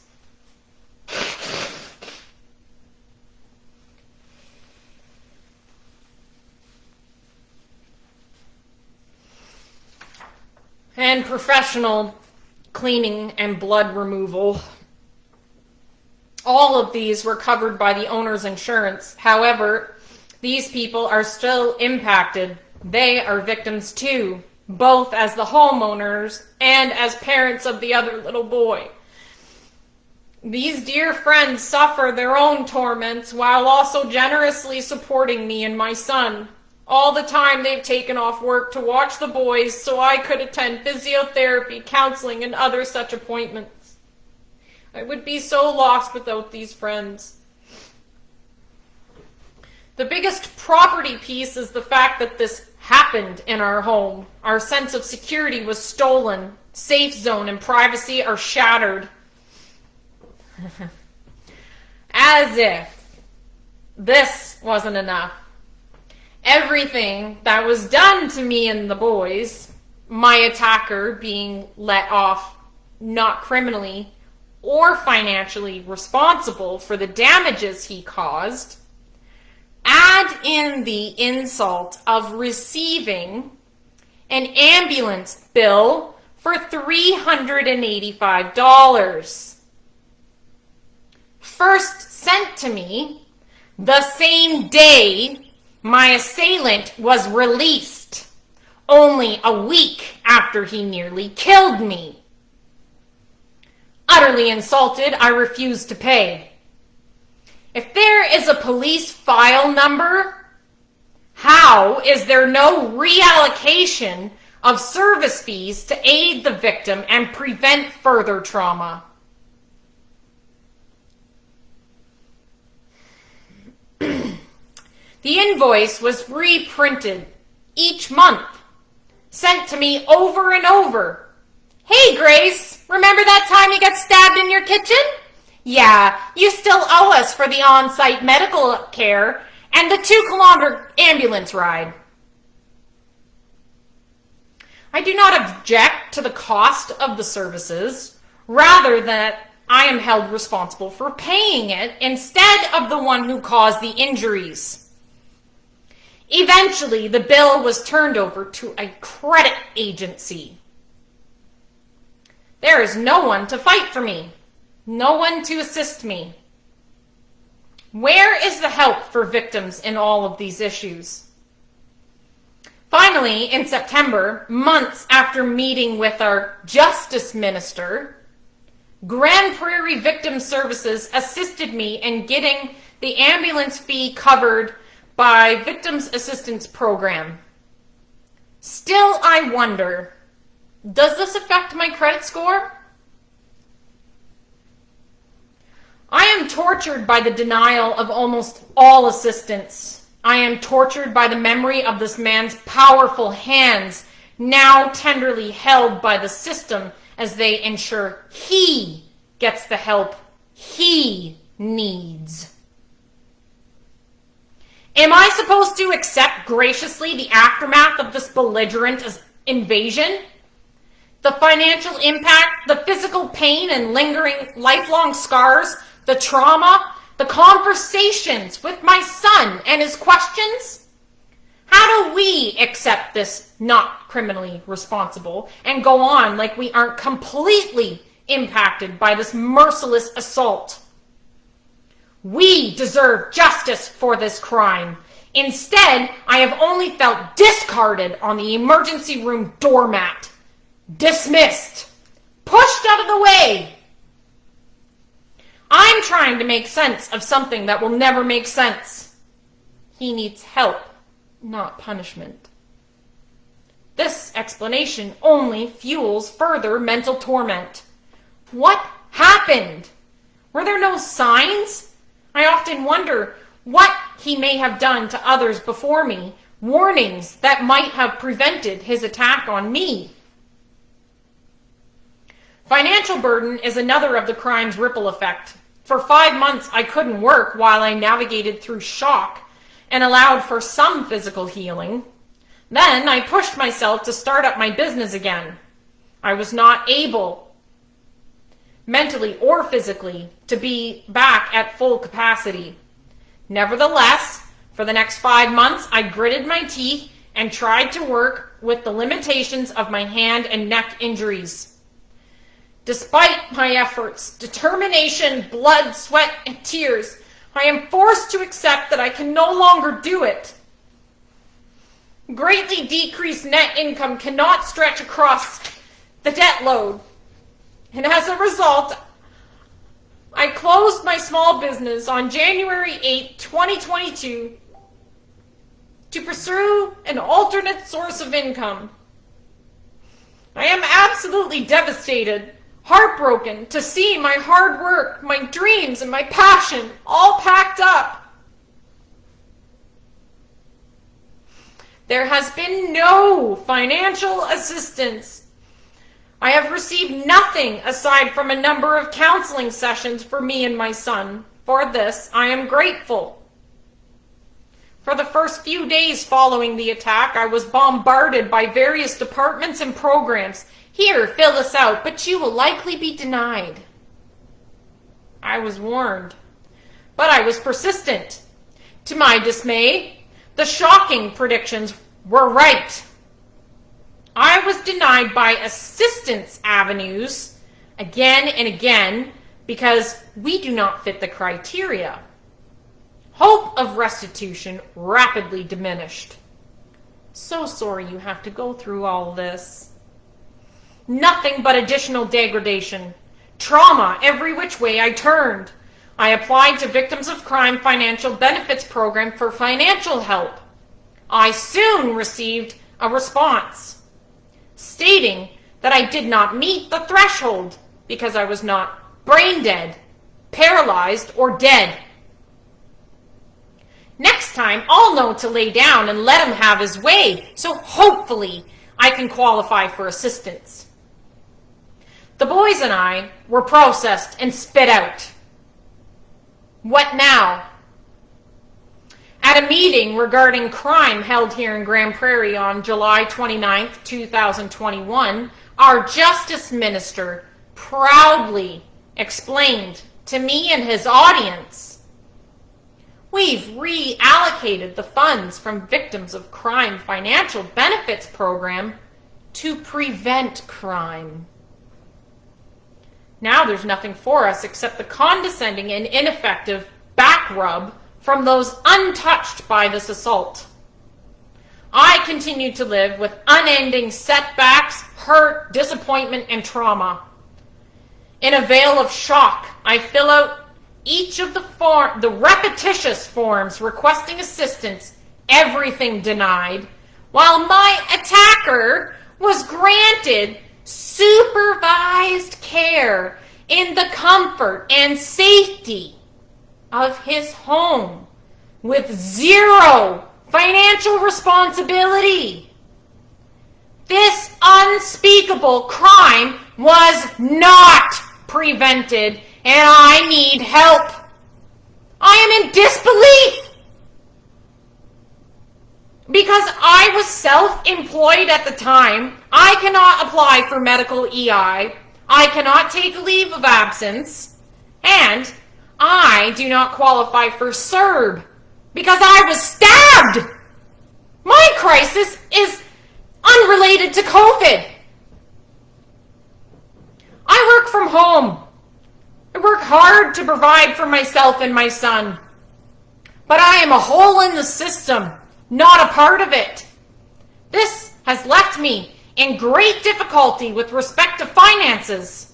I deserve a proper explanation, justice for this crime, and restitution from someone. Costs incurred are incalculable, but to date, I have calculated a bare minimum approximate total cost of over $17,000. I'm not going to read you the list, but I listed it all. But these expenses do not include those incurred by the one who took care of me for the first 3 weeks while I was unable to be on my own. My friend took 13 vacation days off work to care for me, provide a safe place for me to stay, provided food, and ran errands for me. I received kindness and generosity from the community, friends, and family. These contributions, along with their help, support, and prayers, are what carried me. However, they did not come close to compensating for our loss. Our financial strain is overwhelming, weighing into my worry and stress. I'm going to pause there and reiterate, the community has been everything for me and my son. If I was not involved with the farmers market, I mean, the support that poured in from all over was, I don't have words. I just thank you. I couldn't possibly list from everyone. There were businesses, there were people, there were anonymous, there were gift baskets, some financial donations, but the prayers and the support and the offerings for childcare, and I thank you. Thank you.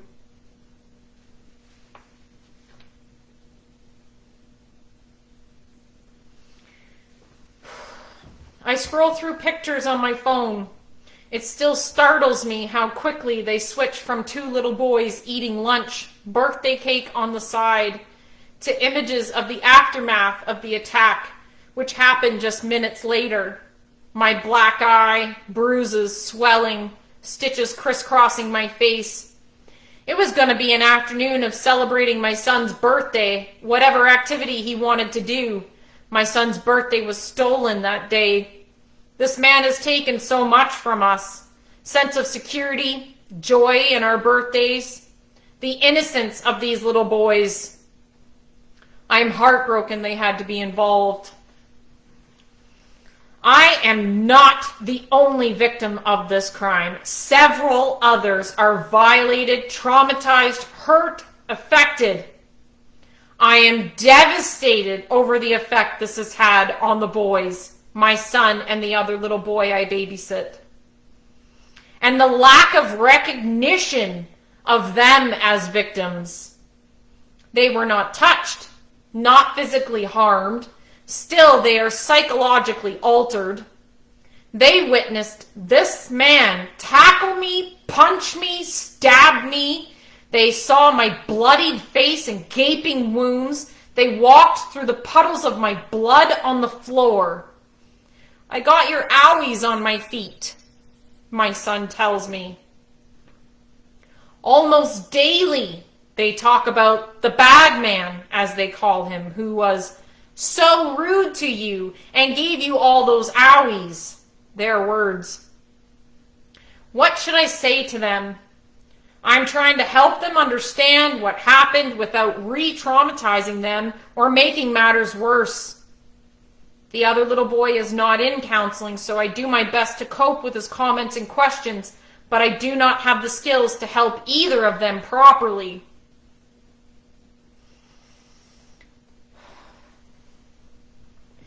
The other boy was in the doorway at one point during the attack.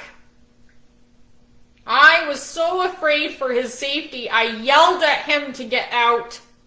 There was just a few feet from me, my face split open, bloody, almost in his face.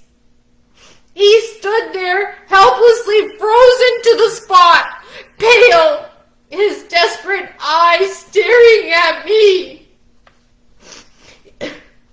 He was in shock with what he was seeing.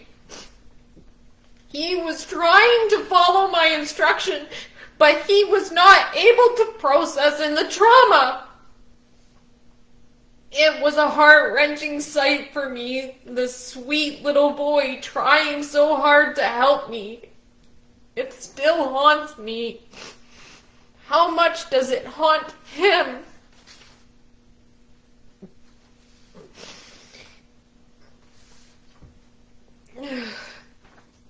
I am distraught over what these boys must deal with as they grow. The realization and severity of all these things and where it will lead them. At times, my injuries restrict our playtime. I am uneasy and guarded. It is exhausting trying to hide my fear and pain. This frustrates the boys as much as it does me, but in different ways. I feel bad, again, because they don't understand why I am hurting. And it isn't their fault, but I can't explain whose fault it is. I can't comfort them.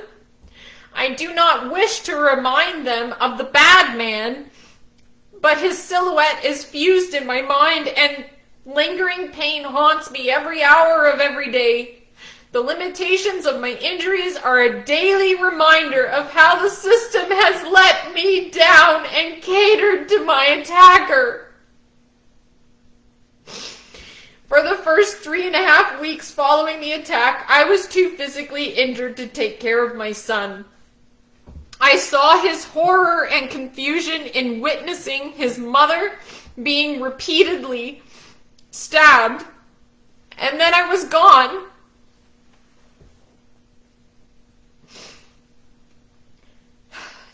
We had to be separated. This made me anxious. It was traumatizing for both of us. We couldn't assure one another that we were gonna be okay. He was frightened for me and I for him. The first time we saw each other after that, he hardly took his hands off me. He wouldn't let me out of his sight, kissing all my owies. My heart aches for him, for the fears and insecurities he endured during that time. I want to hold him tight. I don't want to let him go. I want him to know I'm okay. I don't want him to be away from me. And I'm thrust into hyperprotection mode over him. Who can I trust now?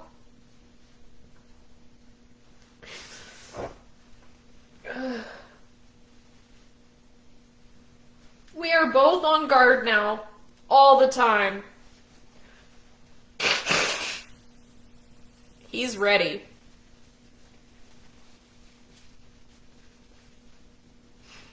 He regularly apologizes to me for hiding in fear that day instead of fighting for me.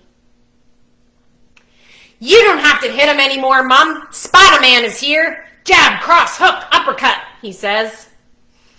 He and I are in self-defense classes now. Onlookers think it's cute, but it isn't play for him anymore. This is real. We are both primed for the next attack, ever cautious, a little jumpy, and very serious. The boys are desperately trying to understand how to respond when they meet new people, like the dryer repairman. My son looks up at me and asks, "Is he a good man or a bad man, Mom?" There's fear in the other boy, a look like he's seen a ghost the moment he sees a strange man in his house. I can see it take his breath away as he analyzes this stranger's actions. My son talks of seeing the bad man's bum when my attacker's pants were down around his ankles as he attempted to rape me against my kitchen sink. I can only imagine how traumatizing this will be to him as he comes to realize what it is that he witnessed, this attack being waged on his mother. At one point during the attack, he had me on the floor. I was on my knees. I looked up to see through a tiny square of the window to the sky. At that moment, I thought I was seeing it for the last time. I thought I was going to die there on my kitchen floor that day.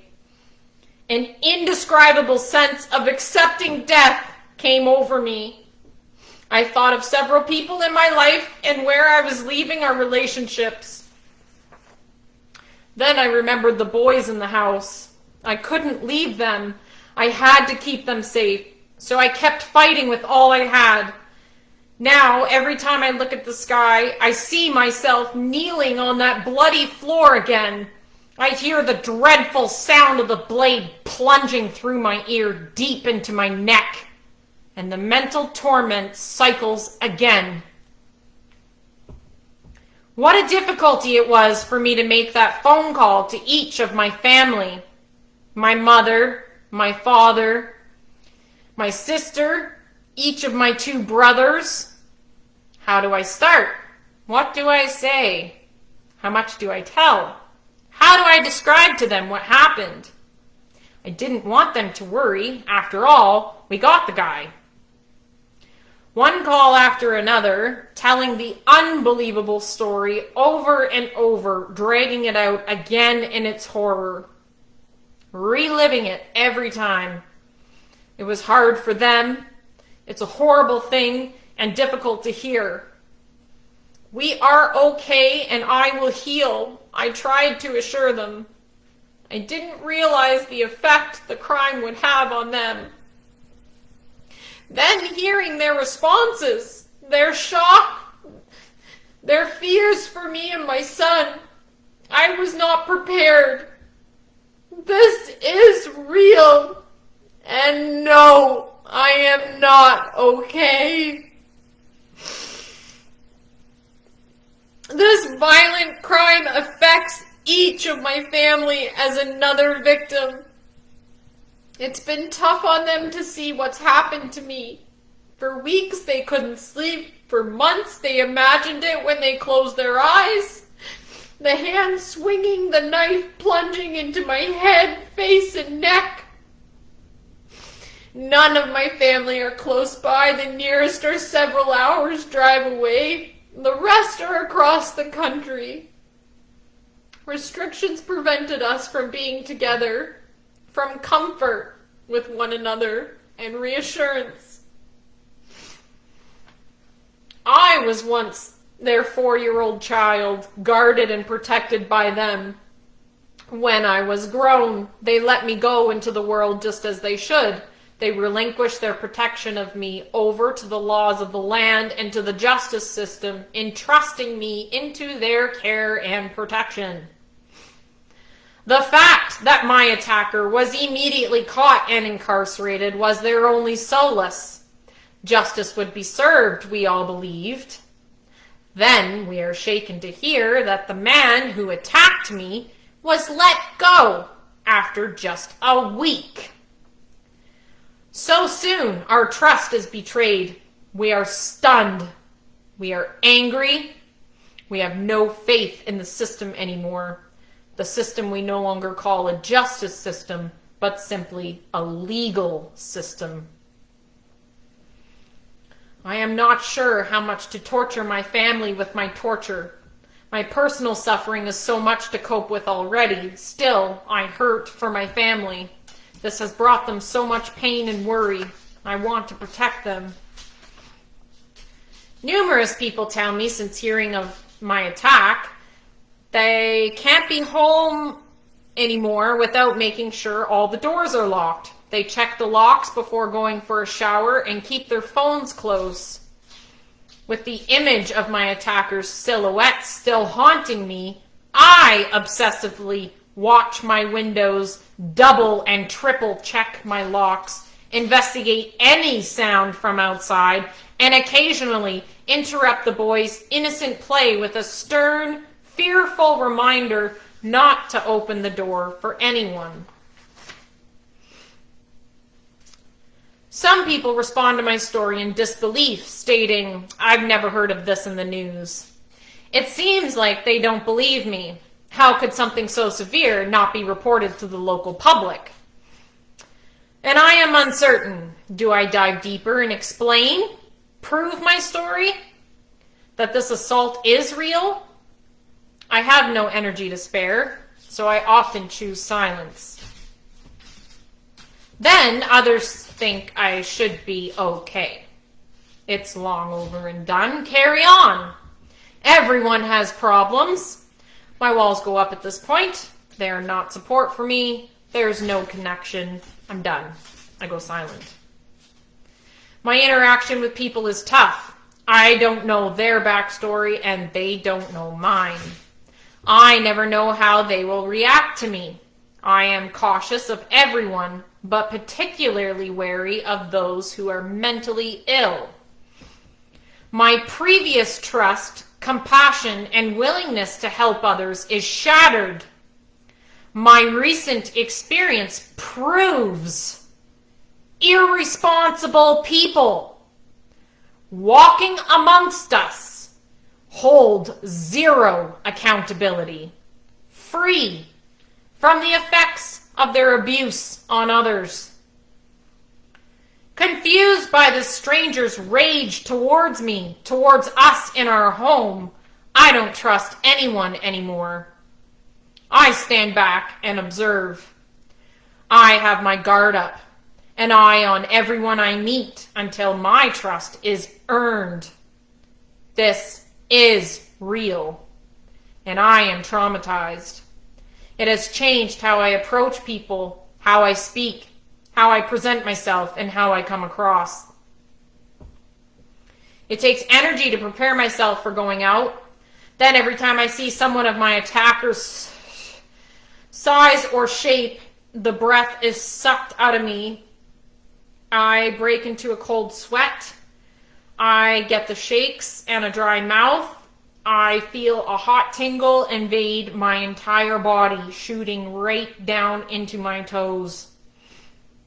If this is my reaction when I know it isn't him, how will I react when it is him? I'm afraid one day I'll round the corner at the grocery store and there he'll be, my attacker, walking about freely. I'm afraid this will trigger a panic attack for me. I'll vomit right there. Likely the boys will be with me, and that's terrifying to think about. Will they recognize him and be frightened? Will he recognize them? I desperately try to wrap my head around not criminally responsible. Perhaps I am unable to understand this because I'm the victim.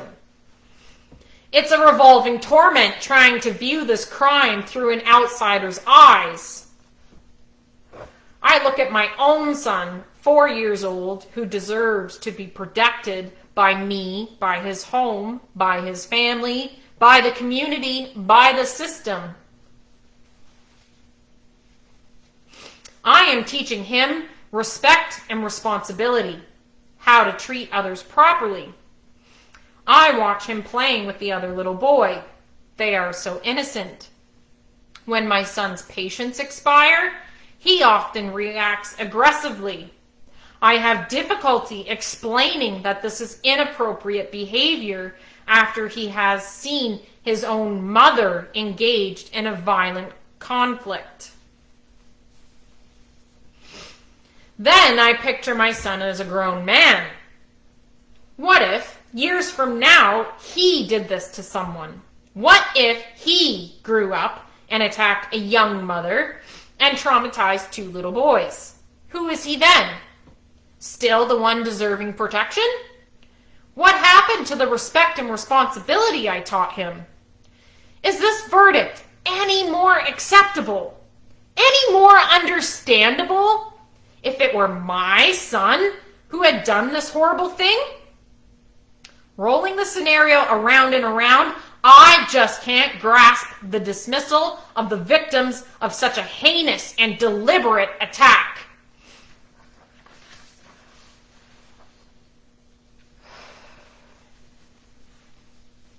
It's as if what's been done to the boys and me doesn't matter.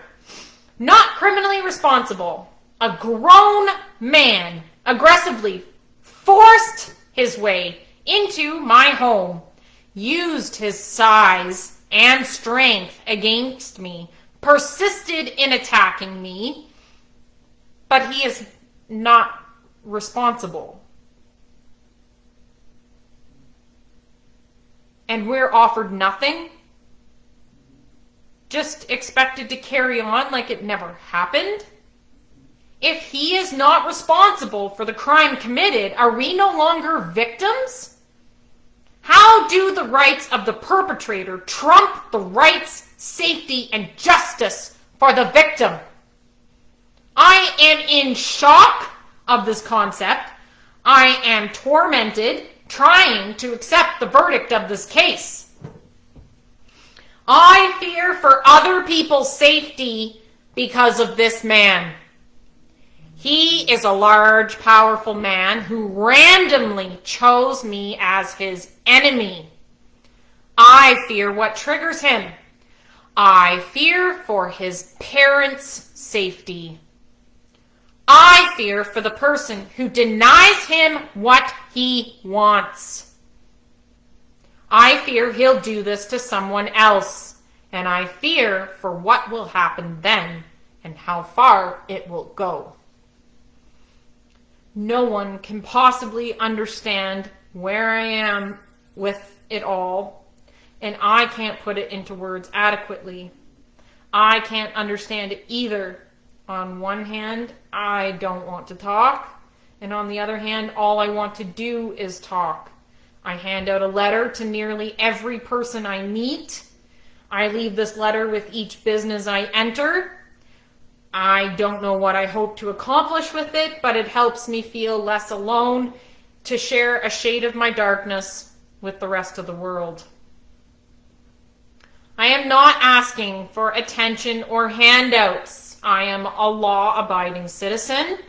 I am innocent, and I am hurt. I need help. I want to be recognized and heard. I was brutally assaulted in my home. This is real. I want to feel like my life and the lives of those little boys are valued. I want to see that you are grateful we survived. I want to feel safe and supported. Instead, I feel my life is significantly less valued than my attacker. He needs help. not punishment. No matter how many times I spin this scenario, an aggravated assault, insult, and negligence from a flawed system, failure to recognize the impact of victims of crime, improper assistance, it is utterly degrading and confusing. Does not compute. Trying to make sense of something no authority cares to explain. I need help and I need answers. This is real. I am real. Where do I fit? I am defeated. Thank you for listening to some of the impacts I suffer as a victim of brutal crime. So that was my impact statement. I think it says quite well a lot of things, but there are a lot of things that I'm not allowed to discuss. Like I said, I would love to mention the 12-year-old boy as a victim, but I'm not allowed to, I'm not allowed. It's unbelievable that they overlook what he did to that boy, and then, I mean, they have not acknowledged the fact that they're even victims. They have simply looked at this man and said that he needs help. Let him go home to mommy and daddy, and we'll figure it out. At least he'll be safe and comfortable.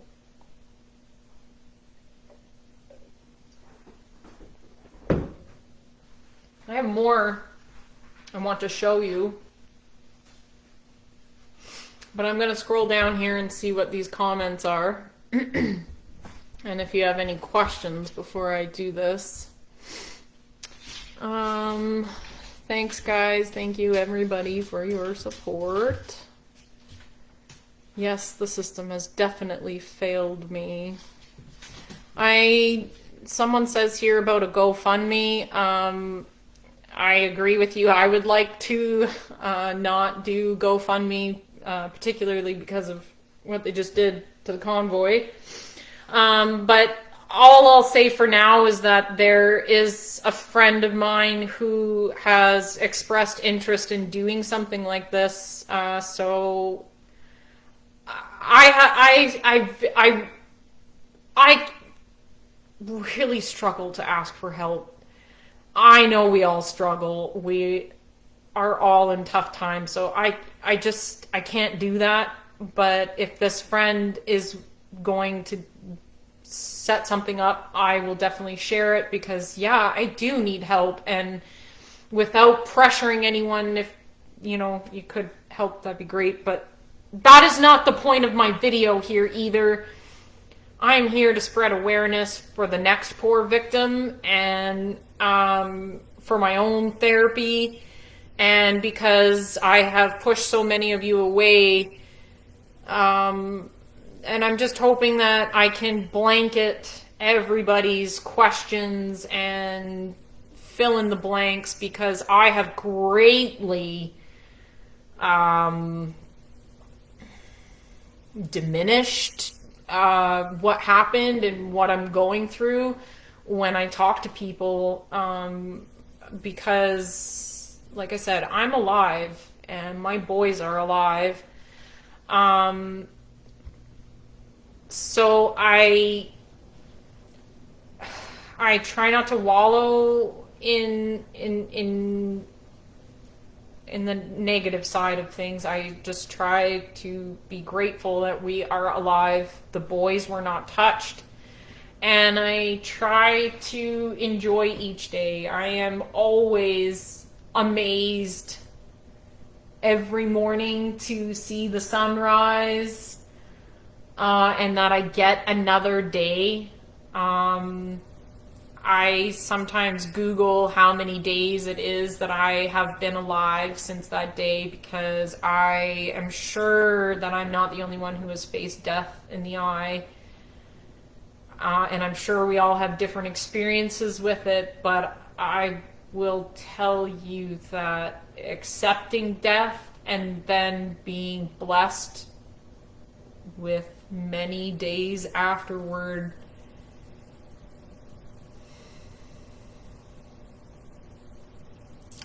count your blessings, and I recommend that you count a different blessing every day. There are small things we never think of because we take so much for granted. And I am often lost in all of this turmoil. And when it's overwhelming and I don't know what else to do and I'm completely spiraling, the greatest thing for me has been to get on the floor and play with the boys.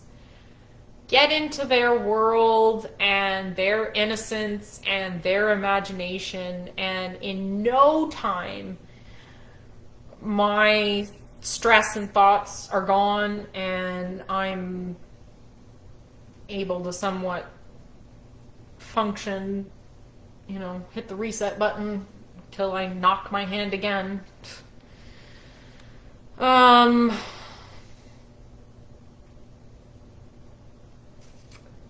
Not much for questions. I'm just checking for questions before I do my show and tell. If you have questions, please ask them. I am an open book. There is nothing you can ask that is too far. I am not ashamed of any of it. I am very happy to talk. And I say that, but a lot of you I've been pushing away. Some of you I've been very rude to, and I'm very sorry. I know I'm not myself, and I will probably never be that self again. I am definitely a different person. But I will not always be this grouchy bitch that I have been for the past couple weeks, forever. I'm just very angry since this review board hearing. And a lot of you are wonderful and you're trying to support me, and you're just, I know you mean well. I know. But I also understand that you can only grasp from what you know of the situation, and there's so much to it. You can only grasp to the extent of your experience and your beliefs and all that kind of stuff. So we all have restrictions for how far we can absorb something like this. And I am obviously going through insane on my own to process this. That it's just it takes a lot to have that conversation over and over, and a different perspective every time. Sometimes it's a phone call, sometimes it's text, sometimes it's messenger, sometimes it's in face-to-face. I'm very much better face-to-face with everything, especially since this has happened. I don't like to be stuck to a screen. I like to be in life. I like to be alive and in the moment, and you have all your friends and everybody on Facebook or whatever it is that you do, and you spend so much time in there, and I do too. I'm not saying I don't. Obviously I do, but I try not to. I try to put it aside and focus on what's in front of me.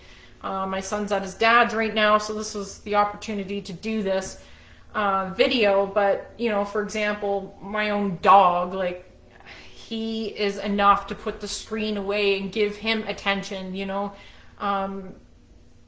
but it's not just him, it's everybody that's in your present. Put the damn screen away and talk to the person in front of you. I don't want my son to stop talking to me because I'm only half present, So, I mean, that's something I've been working on since I moved back to Grande Prairie in 2020, but even more so now that I thought I was going to die.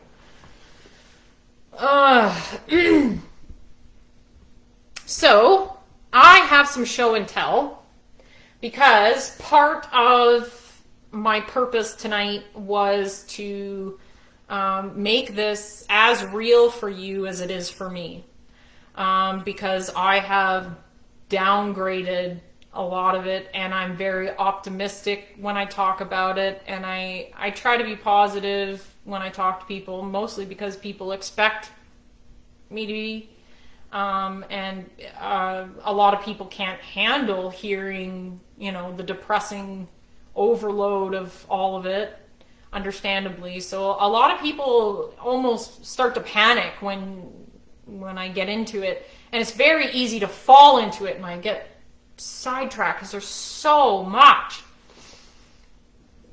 But they start to panic, and they'll cut me off with that, oh, but it's just one day at a time, and oh, but you're doing so good, or oh, but you'll come out the best you've ever been, and and I'm not trying, if you've said any of that to me, I'm not trying to make you feel bad.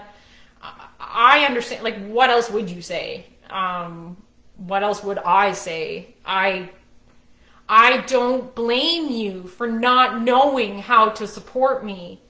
I understand that, and I respect that. But because of that, I shut down. It's just too much out of me. I'm also processing, and every time I go through this, every time I talk to someone, I'm processing something different, and I get different realizations and different questions, and it's just never ending, and it's still not done. Okay. Do you want to know what's going on now? So last January 27th, we had the review board hearing, and they were making their decision, as I said, for his privileges or conditions of his release. So now, as this lovely Miss Erin Wills, who is not a psychologist, she cannot speak to psychology. She is a psychiatrist, and as a psychiatrist, this is my answer. Not sorry, but my entire family got to log in and watch this ridiculous gong show. So I am not the only one who witnessed this ridiculous.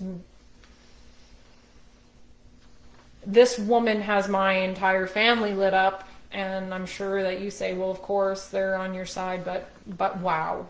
Okay, so her recommendations are the absolute minimal requirements for his release.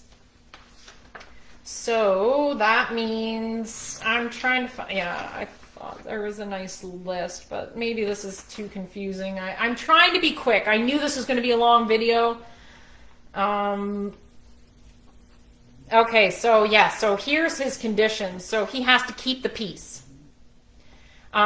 He will abstain from the use of alcohol, non-prescription drugs, and any cannabis product. He's prohibited to have weapons, which frustrates the heck out of me. He used our kitchen knives, so big deal on that. He has to maintain good mental health.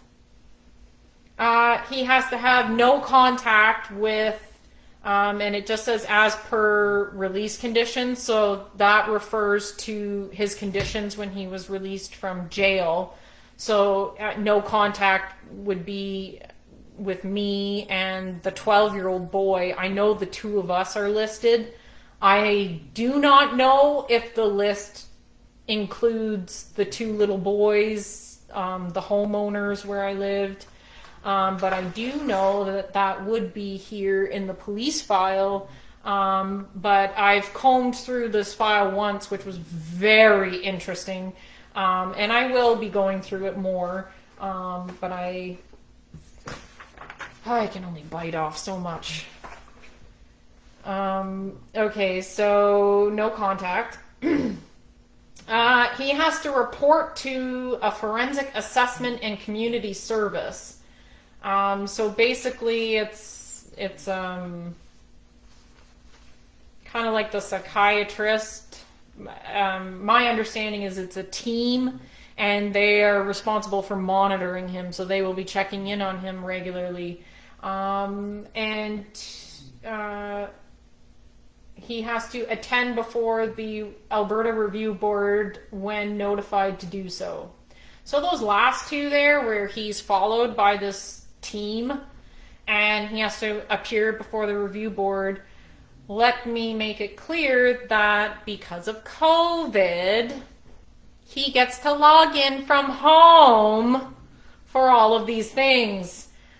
This team has decided that he is in a safe environment based off a video call. They did not go to his house. They did not walk through his house. They did not meet his parent, like meet. I say meet. Here's my handshake. I met you. A video?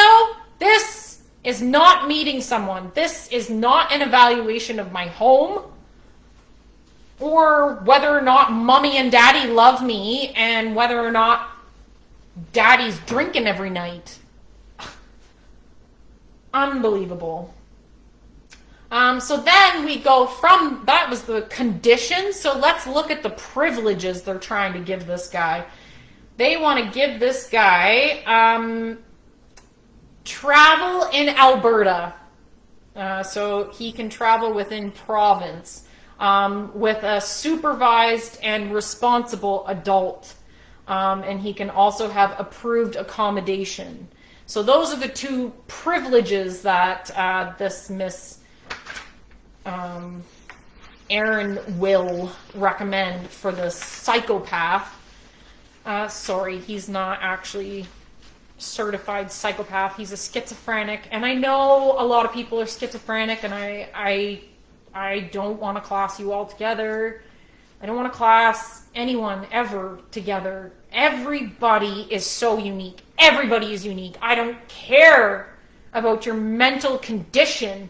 You tried to kill me in my kitchen in front of my kids. Aggressively forced your way into my yard.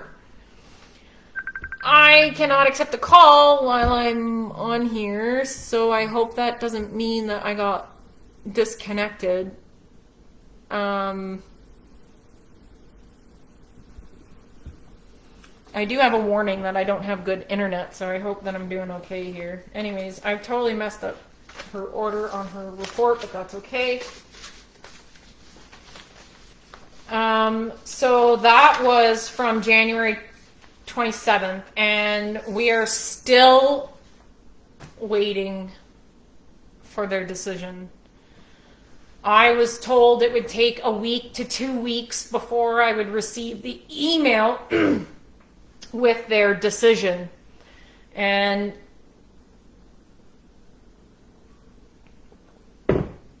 so these are the recommendations by his psychiatrist, who's the professional.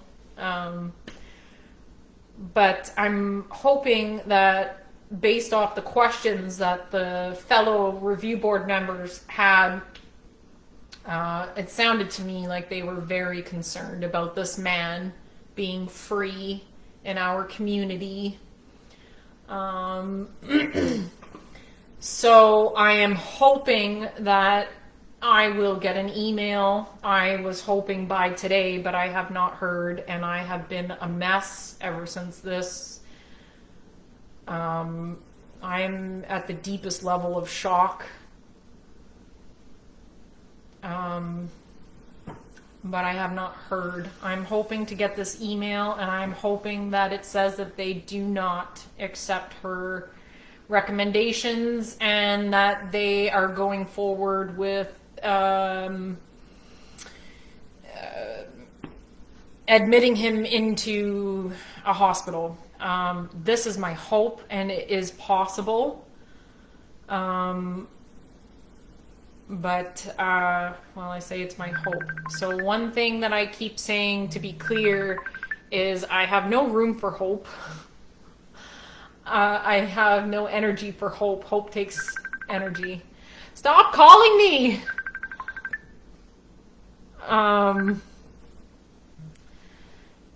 I will say that I do feel confident that they heard me, and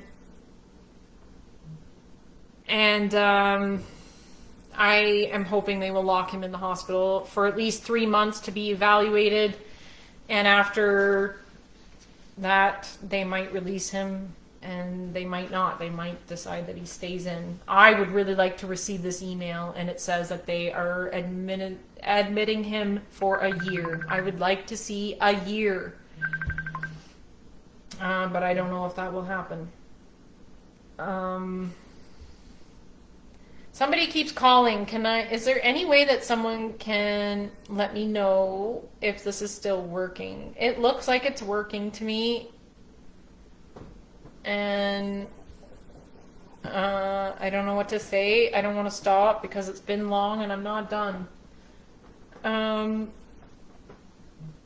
So yes, there's a possibility that this jackass is going to get pulled out of his mommy and daddy's house and put into a hospital. Fingers crossed. Looks like I really did something. Anyways, I want to do some show and tell, and I'm going to start with this. Like I said, I'm trying to make this as real for you as it is for me. And I have felt unheard and undervalued and just non-existent. So I want you to see that I am not exaggerating. I was seriously injured. This is the Carhartt sweater that I insist helped save my life. There are multiple areas where you can see jabs from the knife. I think the thickness of this, I mean, they had to cut the sleeve off. I had to convince them to cut the sleeve off. But, you know, it's 2 layers. It's very thick outer layer. I am certain that this sweater helped save my life. I mean, oh man. Like, look at it. It is so full of blood. It's stiff. The string is stiff. It's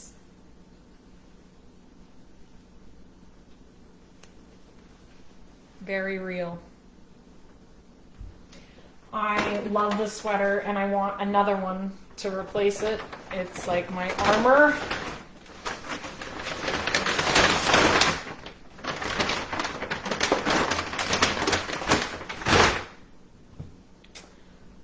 That was one thing I wanted to show you. I have not opened these yet. But I thought that I would show you the weapons that were used because, again, I have downplayed this and it's pretty real and pretty serious, and I just thought that maybe sharing it might help me. I've done so good at staying positive ever since this happened until December, because I had to write my impact statement, to which I owe my mom a great deal of gratitude for her assistance. I mean, obviously a lot of my family has been there, but Mom has been there on and off. I've opened up to her a lot about this.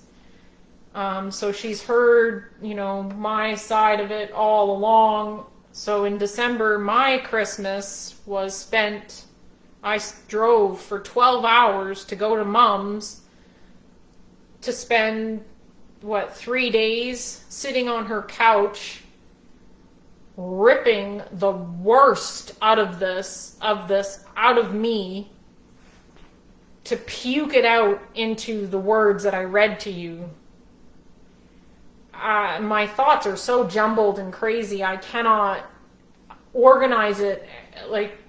So all I did was sit with Mom, and she typed and I talked, and we put everything down, and then we started organizing it, and then when I left, she emailed it to me, and I worked on it some more, and it is definitely my statement. She helped me a lot to get it to make a little bit of sense. When we did that, she pointed out to me that I keep making myself sound like a victor and that I'm a victim.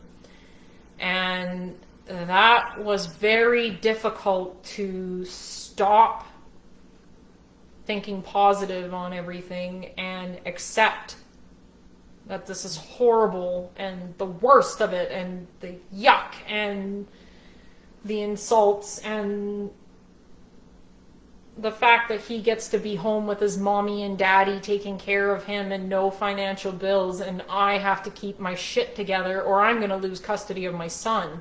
You know, like, it's just unbelievable. So since I've had to tear away that positivity to be able to write that, and then that review board hearing and what kind of a joke that was, and listening to Miss Erin Will and her recommendations of the least restrictions, I am in shock and I am pissed off. Pissed off. And I have been a miserable bitch ever since.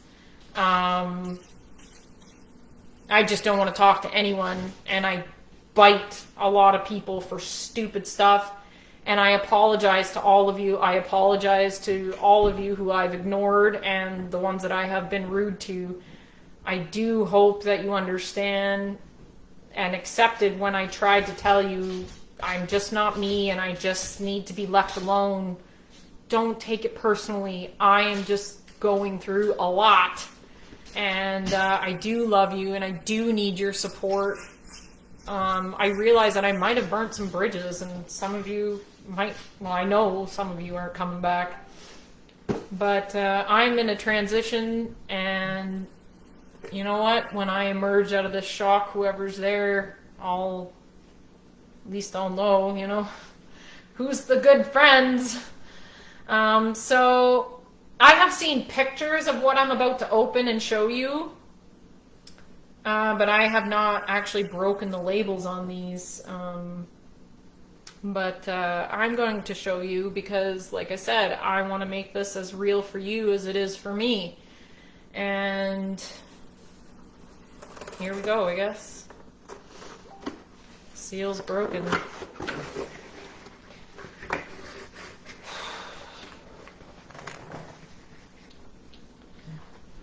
Alright, how are we gonna see all this? But, ta-da! There's the prong fork. How do I get you? There we go. So, this is what I tried to slice his throat with. Obviously doesn't work. But he stabbed me in the ankle twice with it. I mean, the definite bloodline comes quite high up. I guess you can't see too good on there, but yeah. Anyways, that felt great in the ankle. Like I said, I've had 0 doctors look at my ankle. No, it didn't. I mentioned it that day, and I mentioned it since, and no one has looked at it, but I'm sure there's got to be tendon damage or something in there, because anyway, all of me is broken and hurt. I have good pain tolerance and I just grit my teeth and go on, but when I'm told that this is my chance to dig out and say my impact, okay, well, no more sugarcoating, here it is. Alright, Sylvester, I need you to move. Okay, so this is the steak knife. This was found on top of the stove when police came into the scene. It's pretty caked in blood. But doop-a-doop-a-doo. So that knife is what went through my chin, through my cheek, cut my nose, jabbed my neck. I have I had a chunk taken out of my right thumb, and you could see right away, you could see the serrated from that knife, like it just chewed a chunk right out of my thumb.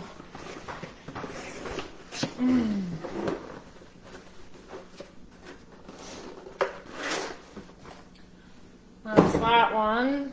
The two-pronged carving fork was on the floor in the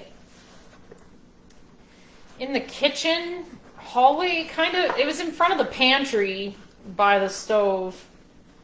On the floor. It was basically as soon as you walk in the house, it was right there on the floor. But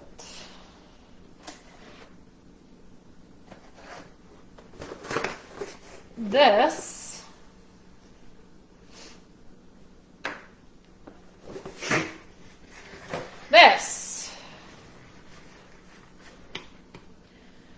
one did the most damage. And it is not attached in the box, so I'm just going to pick it up to show you. It's my blood, so...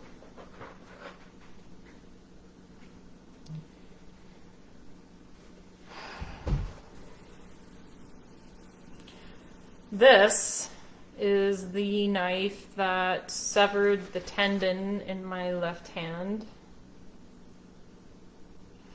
This is the blade that I held on to, and he broke the handle off trying to get it from me. This is the blade that was then embedded in my hand, and I jabbed, because it was in my hand, so I jabbed him with both ends into his head. If I got any, I don't know. I mean, I know I hurt him a little bit, but that's that. So, that severed the tendon in my hand, but I had dropped this blade in the entryway and then ran through the house, and he was fumbling at the floor to pick this up again before he chased me through the house with it.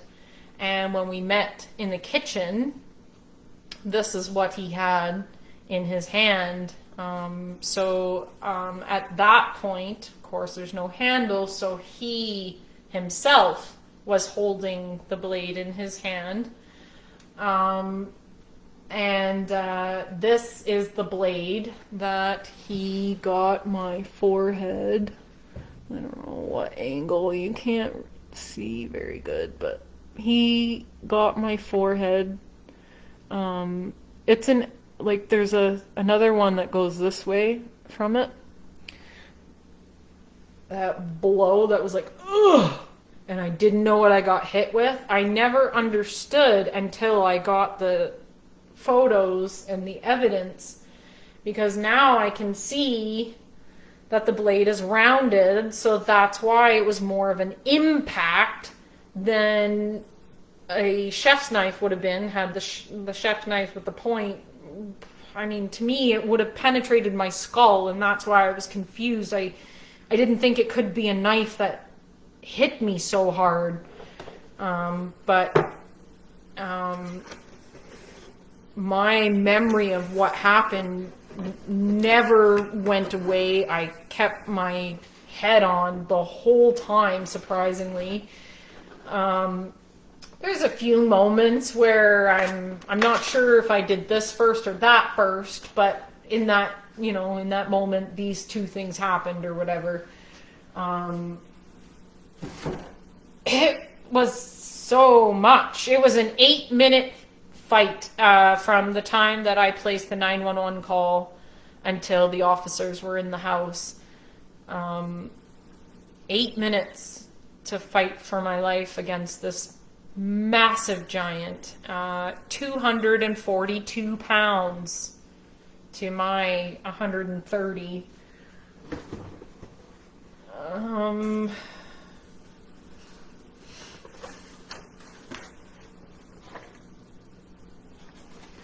This is the knife that he tried to slice my throat with.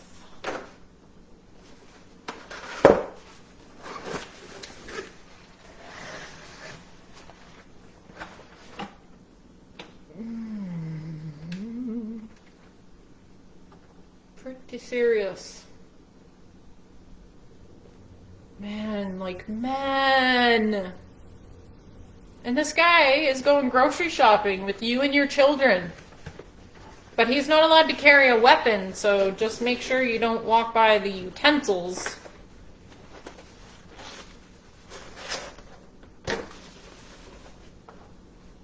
I do have more evidence here. I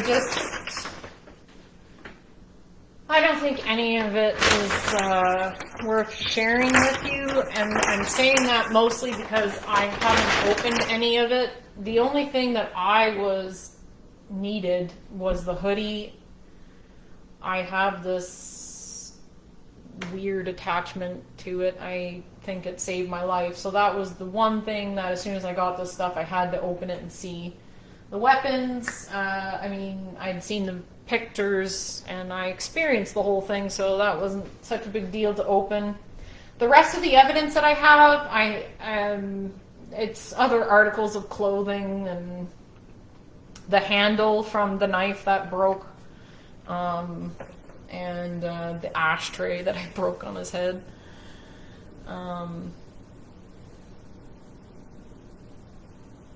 Yep. So that's my story.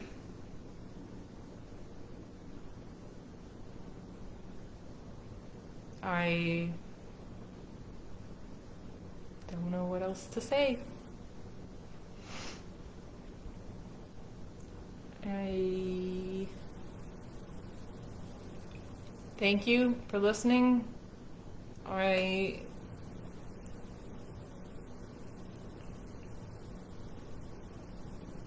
It's not for attention or pity. It's for awareness to what is going on besides this COVID shit.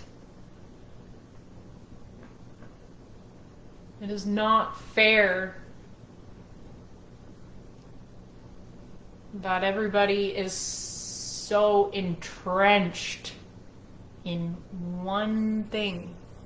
There are so many other risks, so many other dangers, so many other problems in the system.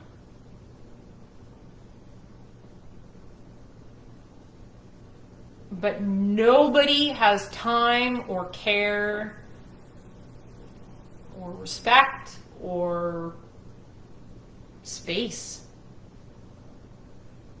for anything besides themselves and COVID. I'm not directing that to anyone specifically. I kind of mean just in general. I mean, my whole case, read through this police file. Nobody gives a shit. Everybody works from home. Everybody drops the ball and it's, oh, sorry, we're going to postpone your case another month. And all the while, this guy is home, loved by mommy and daddy. Oh! The greatest icing on the cake that I was saving for last. Our lovely Mr. Dallas Ritchie wants to contribute to society and change his life. Mr. Dallas Ritchie has enrolled and is currently attending in person He's going to GPRC, Grande Prairie Regional College, to take a business course so that he can contribute to society. Now, how would you feel to find out that this man is sitting beside you in a classroom? I'll tell you, if I could find where his classroom is, I would love to introduce myself. Of course, everybody cautions me with what I do. I know a lot, but I am keeping the information to myself because I had my chance and I won. I'm alive, and no one else needs to go after him, but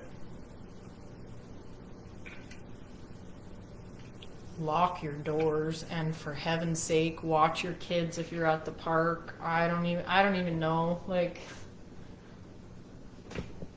you know, the biggest fear of seeing him in public is not that I think he'll hurt me. It's that I think he'll smile at me. He's gonna rub it in my face that he got away with it, that his mommy paid $2,000 to have him released and brought him home, tucked him into bed.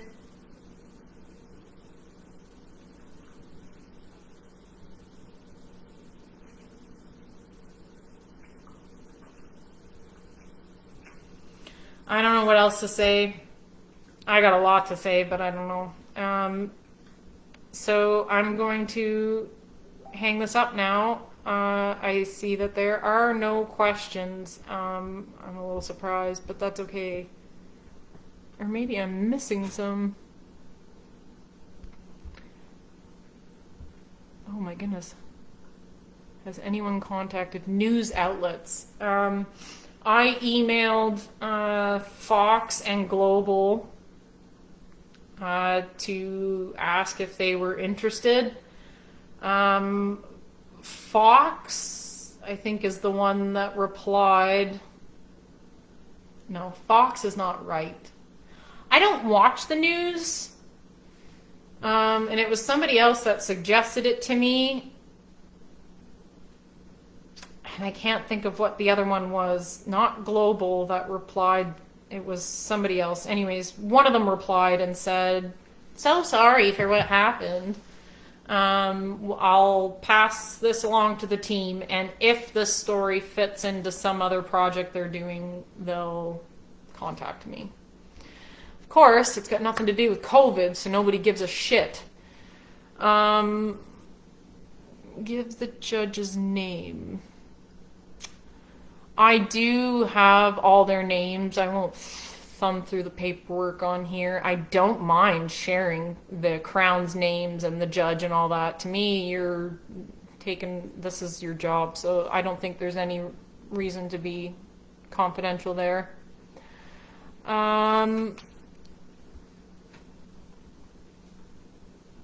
CTV. Yeah, I guess that's it. But their news name, they have a different name or something. Anyways, but yeah, I think you're right. Thank you guys for all the support. Part of why I did this is because I don't know what to say anymore, and I don't know who to talk to, and I just hoped putting this out there could just kind of get us on the same page a little closer. And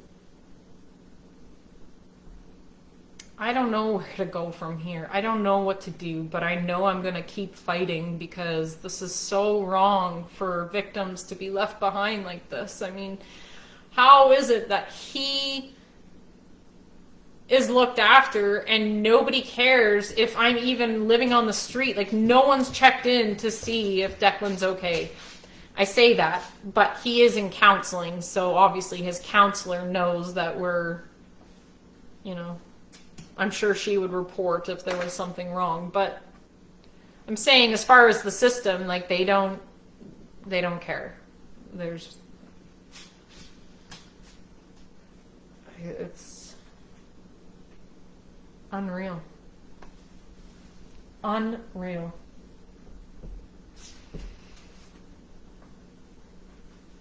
If anyone knows any lawyers, I'm definitely interested in contacting. I would like to contact at least a dozen lawyers. I have questions and I have ideas for moving forward. I'm not going to share on here because I realize that Mr. Dallas Ritchie's mommy might be watching or somebody of the sort.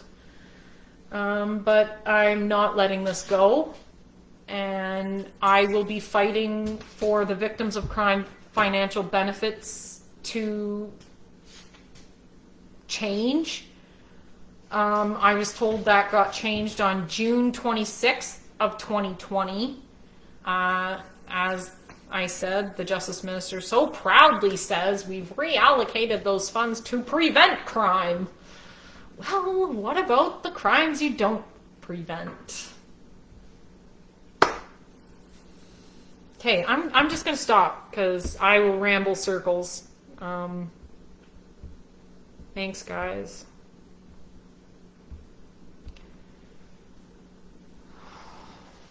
Please share. Yeah, I will post this. Share it. Thank you. Bye, guys.